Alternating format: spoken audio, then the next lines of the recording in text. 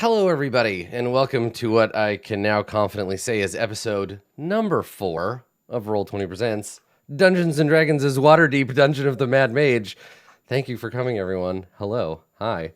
I'd like to add a few more layers to that title. I don't think it's long enough yet. Wait. I Okay, thought we it was gotta get Dungeon Roll20 Presents Dungeon Fuckers playing it's Dungeons and Dragons it's Waterdeep. the Dungeon of the Mad Fuckers Mage. in. Yeah, and then we Right. need another layer of corporate sponsorship on top of that, like Yeah, presented by presented Yeah. by Wendy's or Toasty, something. toasty. In partnership with. Yeah, exactly. Yeah. I'd like to thank our Don't forget with Sage Latour on the drums. A Wizards of the Coast production of. Yeah, well, hello, everybody. Welcome. Thank you for joining us. We're going to be, in mere moments, diving back into the eponymous Dungeon of the Mad Mage. But it's been a little while, and I want to get caught up with my friends and fellow players. I've been in a foreign country and have lost all sight of the normal things that I do. I can't even remember how to make my computer work, so we're lucky that I'm even here at all. I don't know if this happens to anybody else, but when you go, you leave your computer, you don't do anything to it, you go away for a while, like to a convention or whatever, you come back and nothing works properly. Oh, Yeah. I had that experience earlier. Yes. Like that for happened to no me. reason. Like it didn't My update. audio just stopped It working. just doesn't work anymore. And I was like, Yeah, why? Why is it like that? Evidently, one of my 50 knobs was turned in a way that it should not have been. Sorry. I know, knob. I know. That's it means penis. Yep, knobs. Yeah, I Really, mean Dave? that happens. Really? How old are you? 6. Or are you 69? There Nice. you go. Yeah. So thankfully I avoided that, but I've definitely had it happen before where I'm just like, cool, let's just do the normal thing. I'm just powering things up, pressing buttons, didn't check anything. And you're like, good, my audio is inverted and I sound like the devil and my camera doesn't work and I can't connect to the internet. Good stuff. Sounding like the devil with an inverted camera seems like a good setup, personally. That's what Elf tries to do all the time. True. Fair. That's fair. How goes the ongoing saga of Neverwinter Nights, Elf? How is the exciting land of gaming from 1998? It's so good. When did that game actually come out? 2002? 2001. Mother of God. What innocent times those were. But it's so good. It's so good, friend. If you haven't seen me do Neverwinter Nights roleplay, you need to come by and enjoy that. The character is a level 7 druid, level 2 barbarian so far. The druid barbarian split. And I may have applied for a second character because you got to do like an application to get certain sub races. Try and make a drow rogue, so we'll see how that goes. Interesting. So you have to apply to play. Is it that like they want to play anything that has an ECL level adjustment or anything that they don't want like a million of just like running around? Man, that's a term I have not heard in a while. Yeah. So that's the thing. Let me try to remember my ancient history of role-playing games. That's the thing where if you play a race that is like normally cool and tough, you count as being a higher level than you are.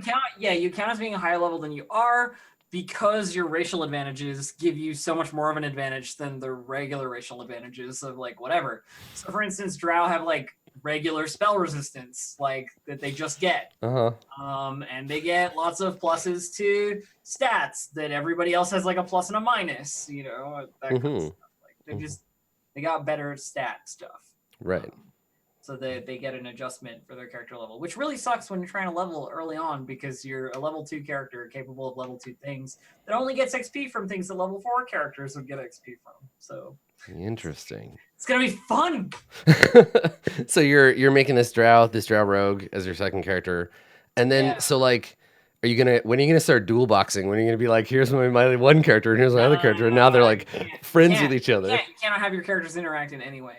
Like even if you have 2 accounts and 2 computers and you don't tell anybody. No. The most potent thing that has happened recently is I found out that my cool werewolf mentor died. I'm sorry to hear that. And died. It's very dramatic. So you found out, that means you didn't kill them? I mean, I didn't, but it's a good way to find out that happened. I have sworn vengeance upon those who have. So So okay? This is the thing that always confuses me about these games. Your werewolf mentor was a person in the game, right? Yes. Okay, and the people that killed your werewolf mentor also a person in the game. Yes. Also. Okay, so you've sworn vengeance against real people for other players. Got yeah. it. Oh my God, this is an episode of Elementary, 100%. She swore vengeance against the people who killed her online mentor and then avenged them in real life. Why would I do that? So Blue Jay, what have you been watching lately? Can we take a wild guess? There was an esports episode of Elementary. I It was swear horrible to God that every other time I talk to you, you're talking about Elementary. Are you because I've done been yet? watching Or like 6 seasons. I'm almost done. Mhm. Okay. But like, so they had an esports episode, and the person that they were like looking into was, I kid you not, like an Inuit from like Alaska or somewhere Mhm. who literally had like a seal killing club that he brought from his tribe for good luck and was used as the murder weapon. I Like- will say this. I will say this about that episode. It's nice that they decided to make the two ideas they had one They were like, episode, "Let's because just smush that these sounds together." that sounds like two bad episodes. They just made one No, really that was bad like episode. that was probably the worst episode of Elementary that I've ever seen. I'd like to suggest to you that if you thought that esports episode was weird and bad, go look up the virtual reality episode of X-Files and watch Yeah. that. Oh my god. Oh, yeah. Because Ugh. every show has one like bad one of those. I'm pretty sure there's a good, like, if you want like really bad gamer was like terminology stuff, there's a CSI one. That's Oh, yeah? Oh I was my about to God. say there's a I want to say a bad Bones episode well. about See, black the metal. farther back you get, the mean- more like head shaking it is. Yeah. They actually Well, did like a pretty the- okay job representing at the beginning, but then they smushed in that SEAL Club killing part, and I was just like, wow. Oh no, I I'm mean, I not. know there's like all of the holodeck stuff from Star Trek. Like, Oh yes. basically, When virtual Riker art- fell in love with the hologram. You know what? That's a good one. TNG does an okay job with the holodeck shit. It's when you get to Voyager that it gets really egregious. I was How I wasn't- dare you? You can pry that out of my cold, dead, It's Matari okay, Lauren. resurrected hand. Adam has some prejudices against Voyager that we I- cannot address. You in know, the I space of like this show. Captain Janeway, but Tom fucking Paris ruins the show for me.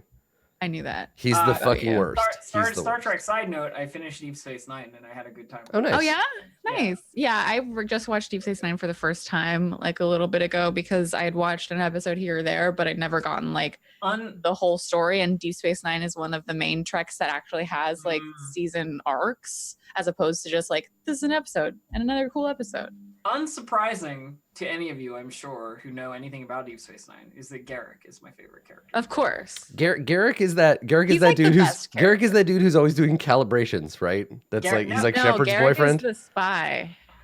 Garrick, Yeah, the one you can get the body pillow of now. Oh, okay. I Mhm. can. 3 different people have sent that to me. I understand that reference now. Garrick, and Gulda Cat, both Cardassians, both. Yeah. my favorite. Yeah. The thing is like I remember watching episodes of Deep Space Nine when I was like a kid. And I remember being absolutely in love with Julian Bashir. And when I went and watched it again, I was like, oh my God. Ooh, Oh, yes, no. Star Trek Oh and no. Star Trek and D&D have in common the like humans with bumpy foreheads thing going on, where they're like, we have these different species that aren't that different from humans so that we can show kind of like human-esque stuff, right? Like elves, humans, and dwarves are all kind of the same, but they're like, we're going to put some pointy ears and make these ones short with beards.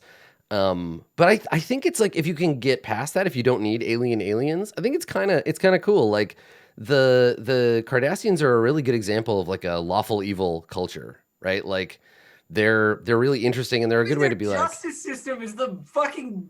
I Yeah. love it. Like you never go to trial unless you're already guilty. It's like you're guilty. We're gonna do a trial, but we already know that you're guilty, and now you're being executed. Like So- before you go to trial, they don't even tell you what the you're on trial Cardassians. for. The Cardassians would be really into Bane. They'd be all over yeah, that I dude. feel like they're a little bit Thayan. You know what I mean? Mm-hmm. Yeah, I feel that. Yeah. I Dave- just love Star it's- Trek. There's just I was gonna say so much Dave's in over it. here like Star Trek, whatever. No, not a fan, Dave. Just I've never watched the whole episode. oh my god. Just never been. I really enjoyed House playing with place. you guys, but I'm gonna have to go forever Aw. now. Oh, So bad. So do you have a replacement? Do you have like a favorite sci-fi show? Is it because the Queen makes you watch Doctor Who? Is that why you're not I've allowed to never watch watched Star a full Trek? episode of Doctor Who. Don't say that. She can hear us. It's Our fine. spies Yeah. are The everywhere. You just hear in oh the my god, background. I just realized that now there are 2 Americans on this show. It literally took me until this episode to I realize. mean, I'm American. Yeah, American. well, but before it was me and a bunch of Canadians and Dave. No, that's fair. Mhm. And they all were subservient to the Queen. And I just I think if you put you and Dave together, then you get a British person, right? That's what, or Canadian. That's what happens, right? oh right, Yeah, a so British you- person it's- and it's- American yeah. put together as a Canadian. That makes sense. Yeah, it's Yeah. like breeding For those of you- Pokemon for those or of you in whatever. chat who are talking about alternate sci-fis that are better. Farscape is a good choice. Oh, yeah. I don't think Babylon 5 and Farscape both, I think, just went right over my head when they Farscape came is out. so good. I've Adam, heard that. you Yeah. watch it. It's so good. There's been, I think, you know why? I think I didn't hear about them when they were on, and then my first exposure to them was probably like bad licensed RPGs. Because I Oh, definitely yeah. remember seeing a Farscape RPG and being like, this sucks. Oh, because it was a D20 game and it came out in the mid 2000s. So yes, of course I didn't like it. Yeah. So it's good though. Chat makes Farscape, it Farscape, the series is real good. Yeah. Yeah. I mean, it is polarizing, but I've very much enjoyed it. So I think maybe you would also Yeah. from Yeah, the yeah. angle that I. Did anybody else watch Lex? Anybody watch that show? Talking about weird No. sci-fi. No, I don't. It's like David Cronenberg made like Firefly. It is weird as shit. Yeah, it's very strange. Yeah, it's I a don't think weird I've one. ever even heard of it up until just right now. Their spaceship is like a giant bug, and it's got kind of like a European sci-fi thing going on. It's a weird show. It's super weird. Dave is like, ugh, sci-fi. Yeah, thinking about it. Think the about only sci-fi sci-fi. show I've watched is Red Dwarf. Okay, that's very English of you. Yeah. Yeah. So Well, here's the quite- thing with sci-fi: there's less swords. In sci-fi. Exactly. hmm So that's why Star Wars is the best. I one. was gonna say Star Wars. Because it's science fantasy. Yeah. Yeah, it's not science fiction. Well, it's because Star Wars, at least early on, was just a samurai movie with laser swords. Which, Hell. Perfect. yeah, right. There's nothing wrong with that. Exactly. Yeah, yeah. It's like, do you like Throne of Blood? Here you go, laser swords. Just so everybody knows, it's just so it's clear and like perfectly clear to everybody in chat. Star Wars is my favorite one hmm of all. Oh, of them. I'm not. No one's saying that Star Wars and Star Trek have to be. I'm just like- making sure that they know ranking wise that Star Wars is my favorite one. You're allowed to be wrong. That's fine. Wow, you can't be wrong about your own favorites, I mean, Blue Jay. we can. I mean, I'm just. We can get into this. Yeah, if we want to talk about wrong decisions, Oh, should we let's talk should we about it. discuss spiritual I mean, if we're guardians? talking Does anybody want to talk about spiritual guardians? 'Cause About the we best could do science that. fiction movie, it's definitely Jupiter Ascending. well, I gotta go. That's enough for me. Hot takes. Hot takes. I can always make someone pissed off about it, and I genuinely mean it. I fucking love Jupiter Ascending. I've never seen it. Such a good movie. Woo! I love how he actually left. Yeah, Well, Miro's the GM I won. now, so that's how I win. Jules level 20 now. Got it in before he came back. Oh boy, you ever hear a take so bad you had to leave the show forever? Let's play some Dungeons and Dragons. Let's do alright, it. Let's alright. do that thing. Let's do the thing that we're actually here for. I mean, So, you and your new best friend, what's his name? Gareth Hark? Galeth? Harrick Gark. Garkus? Herkus Why are Dirk? you stealing all our fucking AKA my boyfriend. The XP Sponge. Haleth Gark, Yeah, Haleth Gark. your that's what I best said. buddy. Yeah, Garrus Hart. Galeth Hark, he's hanging I out with think it you. was Haleth Gark. Listen, it's fine. Just you can say whichever way you want. I'm pretty sure I it's wrote it down Haleth Snark. as Haleth Gark. His actual name is Haleth his Gark. character sheet says his name is Revenant, but his actual name Haleth is Gark. Haleth Gark. I wrote it down. Mr. Halithgark. He's very important to me. Oh yes, So- Darth. Darth Arcus. So he's just helped you. He's relieved you of a fifth of your experience points for killing 2 Ettins and a shit ton of goblins. Just a massive amount of goblins. And you are currently in a room that I didn't want to like just immediately jump to like, what do you want to do? Because I think, Dave, you were interested in digging into this statue a little bit more, right? Because in this room, that big star, because remember, you were the one that twigged to it being part of there was like a riddle earlier on that was like in the room with the... Thing with the 2 heads, look to the left. Oh yeah. I didn't write that one down. Okay, so let me give you another quick description of the room. The room is just fucking lousy with dead goblins. They're just everywhere. The room stinks of murdered goblin, of blood and awful.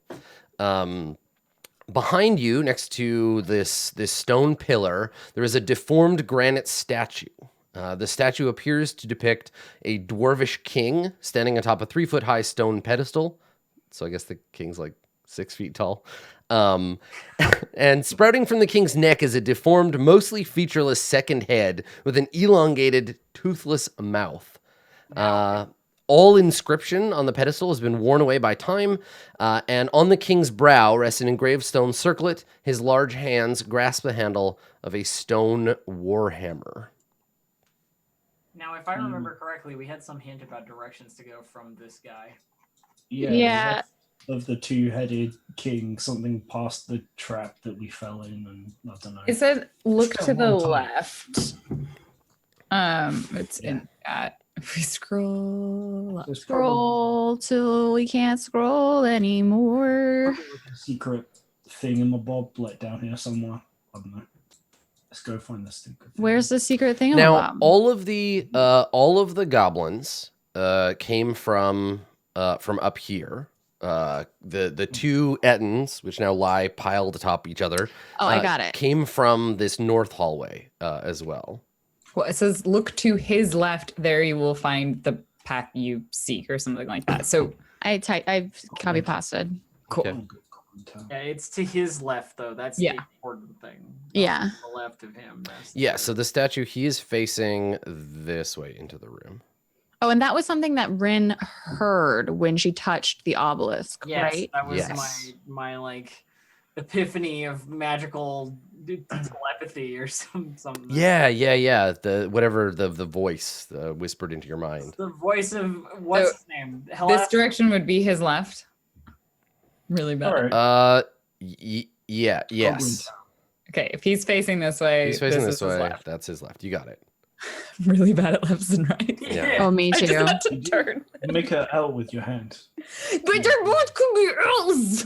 You just do it normally. You don't spin your hands around like a robot. You get tattoos. You get tattoos on your hands, on the back of your hands, and I this actually- one says right, and this one says left, and then you regret it for the rest of your life because it was incorrect. Don't do that to me. So where are you gonna go? What are you gonna do? I mean, I guess you can kind of see into this other room. Let me see if there's anything over there. Jules gonna investigate the wall Goblins. real fast. Okay. So yeah, let's talk about what everybody's doing. So Jewel, what wall are you investigating? This one, the north wall. This one up here? Okay. All right. Cool. So make an investigation check as you go up and start pawing at the wall and examining its surface. With my invisible gloves. Okay. Well, All right. It appears to just be a regular wall. There's some goblin blood on it. cool. Yeah. Plain Definitely stone got wall. one, but Haleth. This is his name, right? Haleth. Yep. Haleth scowls. Howling Thousand over here. He scowls and he says, I think to Jewel, he says, "What are you doing? What are we waiting for?" I just wanted to make sure that it wasn't like a secret wall with a hidden door. Yes, because I heard something that said that we should head to the 2-headed king's the left, and if this isn't the 2-headed king, I don't know what is. I mean, it could just be down that hallway, but I figured I should also check the door because of the wall. I have a question. Do Yeah. you think I could reanimate those 2-headed giants? No. I don't know. They're a little large, aren't they? I mean, there has to be a way, right? They They're might get so stuck in the tunnel. big. They have 2 heads. What if you just reanimate one of them? Oh, that's interesting. Do you think they could carry around the... we should test that later. Can we put one of them in your bag, 8? No, the mouth is like this wide. Oh. So for the time being, Haleth is tolerating your standing around, but he's like pacing nervously over here, and he keeps looking down this way. It's likely that to the left, merely here, where the giants came from. Yeah, we need to go that way. And Jewel like turns and looks at him. He's like, "Are you okay? You look antsy." He nods and he says, "I just don't understand why we're standing around here. We dealt with the goblins. The way is clear. The people who betrayed me," and he points over in this direction, "they're that way. I can feel it." And how Are they on exactly? this level? He shakes his head. "They're below us. The stairs are right around this corner." But that's not to the left. "I don't care what's to the left. Your foolish riddle is just slowing us down. Every minute we wait, they get further away." Wait, does the statue turn? 8, can you turn the statue? How exactly did you and your companions get through here without wading through this mess? There weren't any goblins in this room when we came here. Plus, my old companions, as we have proven, are somewhat stealthy. So we just snuck by. Well, unfortunately, we are not quite as stealthy, and I would prefer that we make sure that someone is not coming up behind us before we head down those stairs. It is merely a precaution. You can stop being so antsy. We will continue. He just scowls at you. Yeah, I'm tugging on this dwarf. Okay, good. Thanks. I'm trying to move it. I got. Would you like to phrase that a different way, or Nah. okay? So just over here tugging on this dwarf. So good. Well, when you're done with him, Tyrion runs back off into the dungeon. So the statue is life size, which means he's standing on a 3-foot pedestal. So he's only like a foot higher than you, because you're like what, 7 feet, 6 feet? 8. Okay, right. Named after your height. So yeah, you're probably level with the crown. He is he's got his deformed weird head sticking out on one side. His face is otherwise stern and quiet. He's holding a warhammer in his hands, and the head of the warhammer is planted at his feet. Just a super check. It's a stone warhammer, right? It is, yes. Yeah, everything about it is stone. Not like a taking hammer. No, yeah. I mean, but you can. I mean, it looks like it's carved out of multiple like pieces. The statue. Make a perception check just to see what you see just looking at it. Yeah, sure. Okay. What? All right, what you got? 19. Nice. Okay. 2 things. Mm-hmm. There is no way that you can think of, and you've got an eye for craft, right? You know how to make things and fix things. You're not a stonemason, but there is no way that without magic, the deformed head could exist in this statue. It looks like it's been drawn up out of the body with magic. On top of that, the warhammer sits on a piece of stone that is separate between its feet that is circular. And so looks to you like you may be able to push or pull or rotate it. Yeah. I would love to do that right now. Okay. Take a rest. Yes. You're like, I have 1 hit point. So what are you going to do? Let's see. Do it. Look to his left. Is that going to be... Let's twist it first if it's on the circular thing, because otherwise it would just be the same shape as the warhammer to push it down. That's right. It's on a circle. So as you turn it, there is a faint grinding sound, right, of stone against stone. and some dust kind of falls between it, and there's like you can see the crack really clearly now. And as the warhammer turns all the way around in the king's hand, it clicks back into place, and there was a shuddering as the statue begins to rise. The pedestal itself is rising up out of the floor and reveals below it an open cavity. It's about like 3 feet deep by 3 feet across, little cavity at the bottom of the statue. And sitting in this cavity on a velvet cushion is a gold circlet, identical to the one worn by the Dwarven King statue. It's a crown. Headband of Inkler. No, I want it. I take it. Give it to me. I want it. I take it. Give it to me.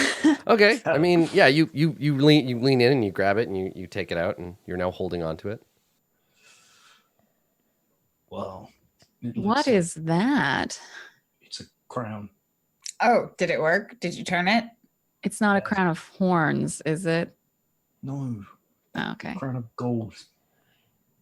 Treasure. I've never found my own treasure before. Isn't, and I motioned you to all are. the goblin corpses surrounding us. Isn't this its own sort of treasure, though, 8? You create your own treasure. Now give it to me. No. Unless you can cast detect magic on it. It's a circlet of intellect devouring. I can actually cast detect magic on it. Give it to me. By all means. You should do that and we should take a rest. I agree. Because I killed many goblins. Many goblins. Yes, you're quite tired. Now give it to So me. Haleth, when you start talking about a rest, Haleth is like, "What? A rest? No, there's no time. They're going to get away. We have to press on." Where are You they have going? the entirety of your unlife to follow your compatriots. I would recommend that you re-examine how you wish to spend your remaining days. Now, we're resting. Where do you expect that they will go except back up out this way? This dungeon is a warren of tunnels. They could find another way up, a hidden way. I don't want to Alright, lose well then. them. It seems like you aren't able to lose them. So I feel like we're going to rest. Also, again, you're dead. We're not. So He doesn't, denied that. doesn't He actually didn't. know that. No, I said that he was. Makari already told him that Yeah, he denied doesn't it. believe it. He doesn't believe it. Yeah. Yeah. Different than everyone And else. I didn't do anything to prove it either. So you can see him like weighing like whether he can kill these idiots on his own or whether he needs your help. Make a persuasion check, either Makaria or Jewel, because that's who's doing it, with advantage because you're both working on them. So whoever has the better one. can make the roll. persuasion. Yeah. I've got a +3. Yep, yours is higher than mine. Mine's Oh, +2. nice. I'm being so persuasive. DC 16. I have a negative in persuasion. Ooh, you got it. Nice. He's hard to persuade. Okay, so he scowls, and you can see him make that decision that like, fine, like I have a better chance to kill them with you helping me. And he says, "We wait, but briefly. We don't have time." Yes. We all wish to remain living. So And he looks at you, Makaria, particularly, and he says, "I would have thought you would have understood. You're a cleric. Doesn't your god speak to you? I can feel Joaquin's desire in my heart in a way I've never felt before." oh yes, death would bring you closer to your god, wouldn't it? That doesn't make any sense. It's not your god's power that leads you, but you won't believe me, so that's fine. Let me see the crown. I want to see it. Yeah, all right. I'll give it to you so you can cast a magic spell. Nip is my crown. So you don't actually have to cast detect magic on it if you're taking a short rest, because you can just do Yeah. the thing where you identify it or whatever, Then right? it's mine. Yeah, so you can hold on to it, 8, if that's what you're gonna do. All right. So anybody who wants to spend hit dice, who has hit dice remaining, please go I want ahead to spend them for my zombie. Okay, sure. Oh yeah, that's Gosh right. darn it! Why do I roll so badly? So we figured out we did a bunch of discussing and Blue Jay did some rules searching, and Thank you, chat, for helping. Monsters, like other characters, regardless of what kind of monster they are, have hit dice, and so they can spend them on a short rest, By the or way, they can recover them on a long rest, just like anybody else does. Do not forget Song of Rest. It is an extra D8 in your rolls. I love that. D8 like added to each of your hit die rolls. I think It it is is. just each of them. It's just the one. Just the one. Just Oh, the one. okay. I rolled 2 1s and a 2 on Oh, all no. of these. Is it D6? I thought it's scaled up. It might be D6. Let me check. Okay, so the zombie hit dice is a D8, and they have 3 of them. I don't know if I could. Like, I think this would roll the total hit points. you're Yeah, right. that's not right. 1d8 at 9th level, so it's 1d6 only. Okay. Well, So- maybe I'll re-roll. Yeah, same. So just Oh, 4. Ooh. 1d8. So Haleth is going to attune to the Mace of Disruption, as long as he knows which end to point at the enemy. Okay, so I'll just roll 1d8 with no additions. I don't. What would you usually add to? You don't add anything. to your hit roll, right? Constitution Constitution, yes. bonus. There's a button on the sheet for hit dice. No, it's just hit points. Oh, for your zombies. Yeah. No. Yeah, for zombies there isn't, because Mine is- Yeah, I'm rolling for my zambonis. So you would add Constitution. Yes. So that would be 7 plus 3, Oh. 10. So I think they're just full health because they only have. No, that's 11. Not full. woo. Okay, and then Gareth Hork also needs. There's something else I need to do. Oh yeah, he glows now. The Mace of Disruption is glowing. Ooh, my What if he- Zambo. What if he hits himself with it? I don't know. It'll blow his head off. Like, And then you said 1d6. Does the zombie get that for the Song of Rest? yes. Yeah. Why wouldn't they? Sure. Sure. My zombie's back at full health. Fuck yeah. For a zombie, he looks great. I just tried to look through Haleth's eyes and everything went dark. Hold on, I gotta refresh. I see the world the way a revenant does. No, black Everything is darkness. darkness. Everything is darkness. No parents. Adam. Adam, what's my treasure? Let me tell you. So upon reflection, you find that the circlet that you've discovered is I think it's a circlet of blasting. I think is the description of that particular item. That's AoE. So, well, you'd think a circlet of blasting, perhaps in previous. Raise. Shit. Yeah, it's Scorching Ray. For those of you viewing at home, for everybody playing the home game, a circlet of blasting. While wearing the circlet, you can use an action to cast the Scorching Ray spell. When you make the spell's attacks, do so with an attack bonus of +5. It cannot be used this way again until the next dawn. So it is a laser helmet. You put it on and it fires a Scorching Ray. Laser helmet. Certainly cooler than the last helmet that Dave's character had.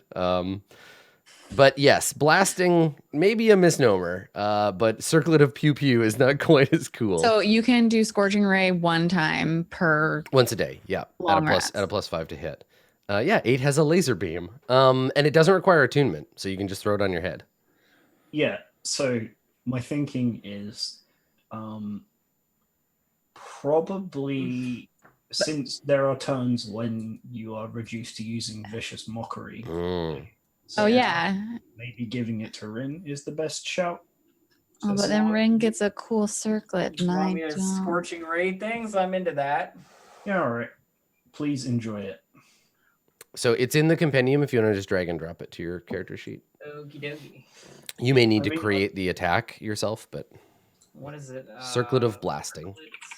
I'd like laser eyes, but I think the laser eyes should go to someone. yeah. Okay, but if you wore the circlet around your eyes, you would have laser eyes.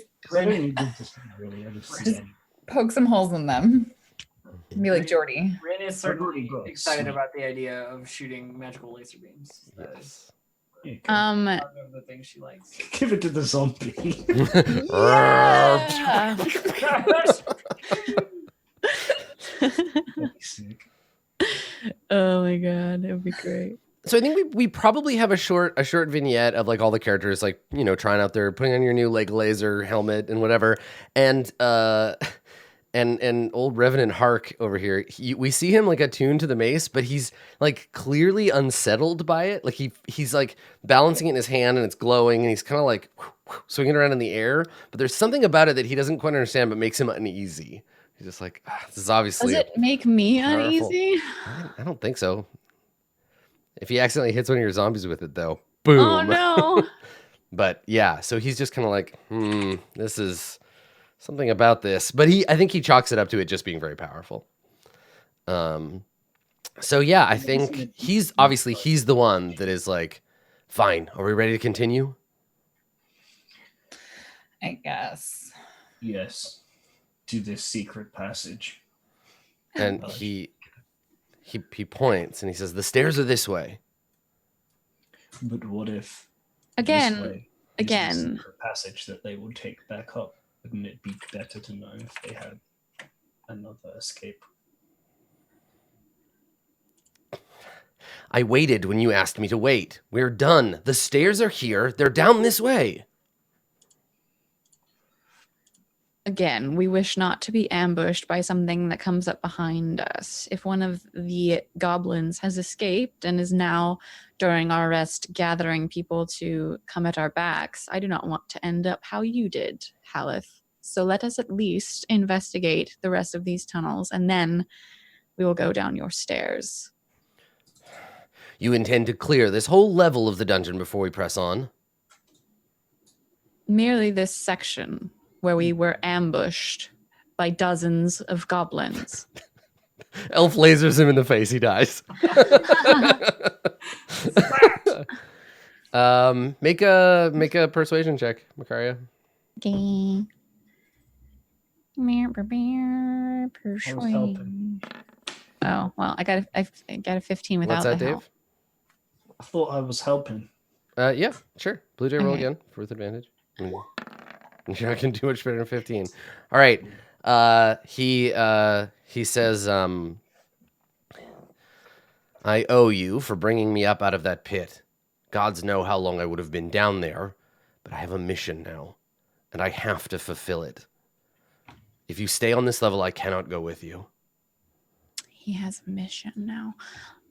Mm. I did a little like what was it, a medicine or a history or something check before, but like Yeah. this language that he's using, would there be something that I could do I already like I don't know, man. He doesn't sound like any different than any other religious wacko. Like, this is how paladins talk all the time. Like, I can sense evil below and must smite it.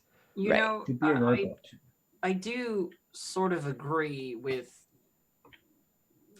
our friend here, if only because this is the first level of this place. If we want to find anything interesting, we're going to have to go deeper. This is the place where all of the adventurers come and then turn around and go back upstairs. There's nothing here that we need. If we go further, we might find something useful. Or interesting. Right on your head. I know, but other than that. When you say that, Rin, he says, perhaps if we wanted to examine the room where these creatures came from, now that we've slain them, they might have treasure, but no further than that. My only question is, do we care about the riddle that we read? It said, look to the left, and Jewel like points down that north corridor that is to the left. That's left. Haleth walks over to the statue, turns and faces it, and points at the secret door you came in, and he says, the statue's left. I guess that's also left. There's your secret tunnel. Now let's go. Wait, how does he work that out? So the statue is facing this side. way. His left hand is on this side. If you're looking at him, there's a secret tunnel right there. And it was supposed to, beyond a secret passage waits the two-headed king, look to his left. south of here. Also, beyond a secret passage. Also, he would say pretty much anything to get you to like come with him downstairs. No. So he might just be full of shit. I don't think that's the case. Because with goblins. It says not getting well with goblins. beyond a secret tunnel, which was there, waits the two-headed king, which is there. It's map it would left. point you backwards to That's the true. same thing you had just done. But also, Rin, as you have experienced firsthand, Halaster is like full of shit. So That's true. So do we want to go here? And I think Jewel that it's just wise to like, investigate the goblins that we scampers over here and then just starts walking down the hallway. She's like, let's just go. yeah. Okay. Goblins, and then fine. Okay, level 2. That's a good compromise. All right. It seems to like physically pain old Hark to go the other way, but he does. All right. So you head up this tunnel, and as you can see, it's a pretty long tunnel that goes north of where you are, with several entrances into another area off to the side. Hark's gonna hang out back here. Okay, well, where do you think it is that these giant creatures came from? Is there like a dusty footprints in the ground, or Not particularly. okay. I mean, you can see a door here that's like kind of it's shut actually. There's a wooden door shut right there. Okay. And then also Rin, as you come around the corner, there's a goblin. I was going to say there's a dead goblin. There's a dead goblin in this hallway, and I think this goblin I think has like specific wounds. Let me check. I guess I'll go over to the goblin. Okay. Yeah. So you come in there and take a look. So that goblin. Let's see here. It appears that it appears that goblin has been bludgeoned to death. Probably by giant Ettins. Quite possibly by an Etten. Yeah. Looks like they weren't happy about being summoned. Well, there is a door back the way we came. Maybe they came through there. It's also a big room over here with the Yeah. So when you peer around that corner, you can see into what looks like an ancient forge. Up here in the corner, there is a like an enormous iron anvil in front of a hearth. The hearth is cold now. Oh, okay. Hanging above the anvil from thick iron chains is a 10-foot long, 8-foot wide stone hammer. Anybody speak Dwarvish? Oh. Yeah. Okay. So you recognize 8 as you come into that room. You recognize the Dwarvish runes for earth and water, or air and fire. Sorry, the other two. The runes for air and fire on the side of the hammer,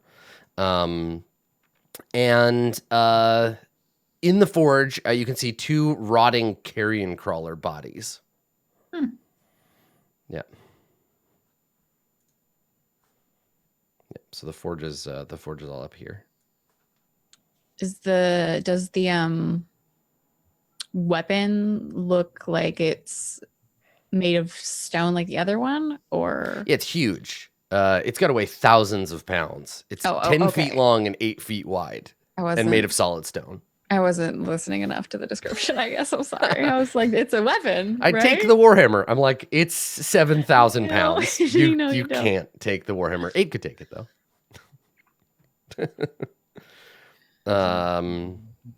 Yeah, there's a door here, and otherwise that's the room. Okay, so this room appears to be empty. I suppose if what we're doing is truly making sure that Wait, you said that there was So there's let me draw. So there's like a forge that has some dead bodies in it. So there's like this whole area here is the forge up there. It used to be the forge. There's an anvil, there's a big ass anvil, and there's a hammer and all of that stuff. And it's all filled with like Corpses? soot. right? No, the corpses are down here. There's a big slab of stone down here, and that's where the dead carrion crawlers are. Can I look at it? Yeah, they've been dead for days. They're all like rotting, and they're dead bugs, so they're like goopy. They probably have other bugs growing on them too. Grody. Disgusting. Are there any weapons in this forge? Can I like take a look and see if like aside from this big stone one, because I know the 8 wanted. There's nothing just laying around. No. I mean, if you climb up there and squeeze past the anvil, there's all the like debris in the back, all the like, I don't know what you would use to charcoal. I don't know. The fuel for the forge is back there. Right. Okay. Yeah, I do that. You just go start digging around back there. I'm just looking. All right. Yeah, I mean, you climb up on top of the thing and you look past the anvil. It's a little unnerving because there's this 7,000-pound stone warhammer hanging over your head. Yeah. And you would have to climb over the anvil to get into the back, but you do see buried in the dirt, hidden back here, the edges of 2 large sacks. Oh. 8. Might you come up here and make sure that this does not come tumbling down? Also, Jewel, you're a bit more deft than me. You should do this. I don't want to. It's just like, valuables, dangerous situation, friends. Yes, exactly. Jewel, because curiosity goes over there. Do what? What? There are some Things? And Jewel, like, without even thinking about it, just climbs over. Yeah, you just hop over. Okay, Good. yeah, sure. The 7,000-pound stone hammer does not fall on end to kill you. Good. Well, that's good. On the other side of the hammer, there are 2 different runes carved on this side, but you, Jewel, do not understand them. Oh, yeah. Hey, there's stuff carved on the wall. Does anyone know what that is? I thought more about the bags of whatever. What are these? Yeah, so these large sacks are, one of them contains thousands of coins. Ooh. The other contains many, many iron ingots.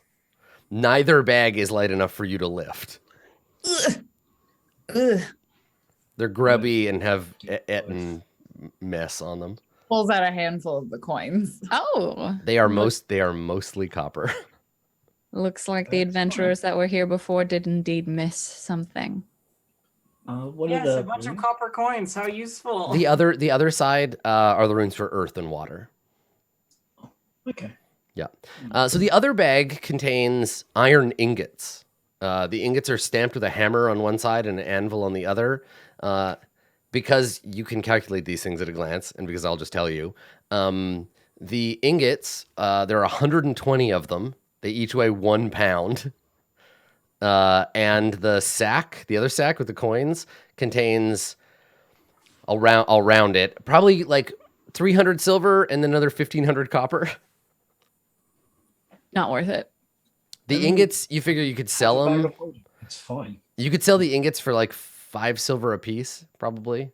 You know, your friends at the smithy would appreciate a bunch of like fine dwarven ingots, but it also weighs 120 pounds, that bag. So Yeah, no worries. I'll take them both. Fucking love 8. yeah, put them in that bag of holding. So Yeah. how much does 1,400 copper and 350 silver weigh? Great question. Hmm. We should look at the bag of holding as well. Yeah, see how much weight you got. Let me look in the rolls and see. It's 50 coins to a pound. Okay. All right. So 1,400 divided by 50. Okay. That seem right? And then another 350. Oop. Right, 28 pounds. Yeah, this will be 7. So 16, 35? I don't know. I can't do math. 35 pounds. I was right. Okay. So the bag of the sack of coins is 35 pounds, and then it's another 120 pounds worth of iron ingots. Okay. The bag can hold up to 500 pounds, so we're fine. Okay. All right. We may struggle to put all the zombies in it if we get 4 zombies. And also, We only have to. I forgot that the bag was also zombie transporting. We only have to put them in the bag if we attempt to go back to the surface through the awning portal. I don't think that's a concern right at the moment. And we can also make multiple trips. A single gold piece to go up and down is. I mean, the great thing about 1,400 silver pieces is that it's what, 1.5 gold. So, yeah. So here's the thing. The bag itself weighs 15 pounds. It can carry 500 pounds worth of stuff, and I can carry 1,200 pounds of stuff by myself. It's going to be fine. Yeah. You don't have to worry about carrying capacity ever in this game. Yeah. Well, I mean, you can carry that much. do, You can carry that much, like, maximum, right? It's not like you can casually just run around with it. That's like Lift or drag. dragging it. So that's not your that's not your like actual carrying capacity. Can Dernan lift that much out of the yawning portal? Well, what's great about the bag of holding is that you take very heavy things and you turn them into. But that is a great point. That the lift is not going to be able to carry thousands of pounds of stuff up out of the. That's why you do several trips with just the bag of holding. Yep. Yeah. Anyway, cool. Jules like, well, we found a thing. What about that door over there? I feel like Jules in this like curious cat mode where it's just like, I'm just gonna run over here now and I've got the zoomies. Yeah. I've just realized, yes, which might be relevant in the future regarding more intellect devourers. If you empty the bag of holding, you can put me in the bag of holding, and I only weigh 15 pounds because I don't need to breathe. Right. Except for the bag of holding can only fit 500 pounds, and you're more than that. I'm 450 pounds. Boom. It's like a boxer. You got to slim down so you can be able to fit into the bag of holding. I like the idea that at a certain point while we were all sleeping, you have tested this theory by putting yourself partially in the bag of holding. Right, you wake up and the bag of holding is laying on the ground and there's just a note from 8 that says, I have put myself in the bag of holding. Please get me out. I could just go in there and have a long rest for free because no one can get me. Someone could steal the bag of holding. I would laugh my ass off. Oh my god, Vajra Safar steals the bag of holding. So she bag of holding. And then, fuck it, like, after his long rest, 8 sticks his head out. The bandit's like, what the crap? Security system. The trick of the bag of holding, and to answer chat's question, you can't put a bag of holding in another bag of holding. You also can't put it in a portable hole. It causes like massive matter-antimatter reaction. It's not good. It's like breaking a staff of the Archmage. It's a bad time for everybody involved. Yeah, okay, fair. You can do it. You just shouldn't. You shouldn't. Yeah. All right. Well, I'm standing to the side of this door that Jewel is like bouncing around outside. I'm gonna open the door. I'm opening. Is that okay? I'm opening. Okay. Yeah, you just yank it open. Do all right. whatever you wish. The door opens, revealing a hallway, and immediately inside the hallway, there are 2 alcoves on either side, each depicting an 8-foot-tall helmed elven warrior hefting a spear. They're doing that thing where the spears are like crossed over the hallway. Does not go underneath those spears. You've seen the Never-Ending Story. You know how this goes. Those look like they're gonna stab me. Why? I don't understand this dungeon. Dwarven sigils over there, elven statues over here. It's like they were all living in harmony or something. I don't like it. Good. Can you send a zombie through real fast? Oh, sure. And I'll go back around the corner and I got him. Oh, you got him. Okay. I can't see them. Yeah, I brought him back for you. Oh. I look at my zombie friends and I think about it for just a second and I point to the skeleton. I'm like, you go forward about, I don't know, how long is that? 10 feet, 30 feet? Stop. All right, Bonesy, just like rattles his little bony way down the hallway. He walks under the spears. No ill effect occurs. Well, it's perfectly fine for people who are already dead. Haleth, you could go through.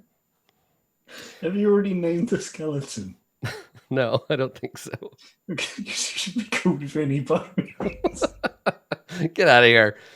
So you say that to Haleth, and he scowls at you, and he says, "We've wasted enough time.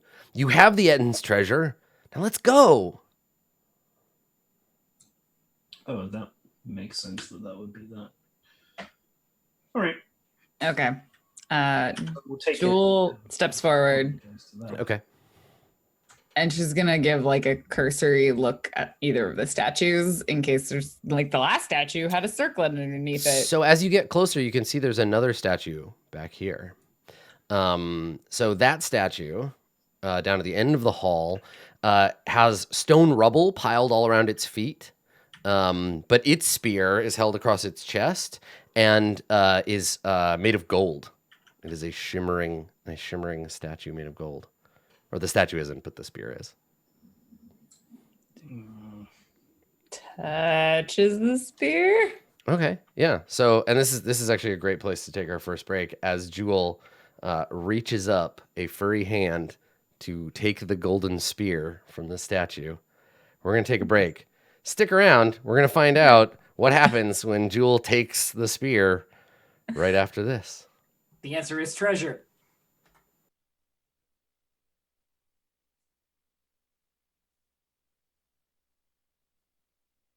This stream is brought to you by Roll20, an easy-to-use virtual tabletop dedicated to making tabletop RPGs accessible to everyone. Join the adventuring party at roll20.net.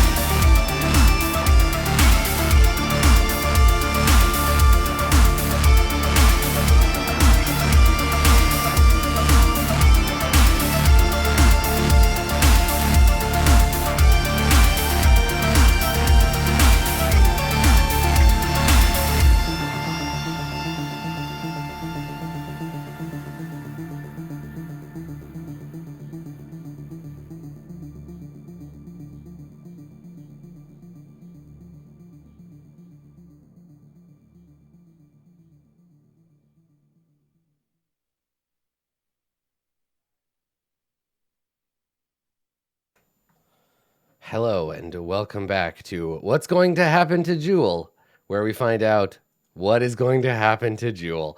So Jewel, we fade back in from our commercial break for cereal and children's toys, and we see you reaching for this golden spear, and you lay your hands upon it, and as you touch it, the spear becomes very quickly, instead of a straight and rigid golden object, it becomes a thick, sticky blue tendril.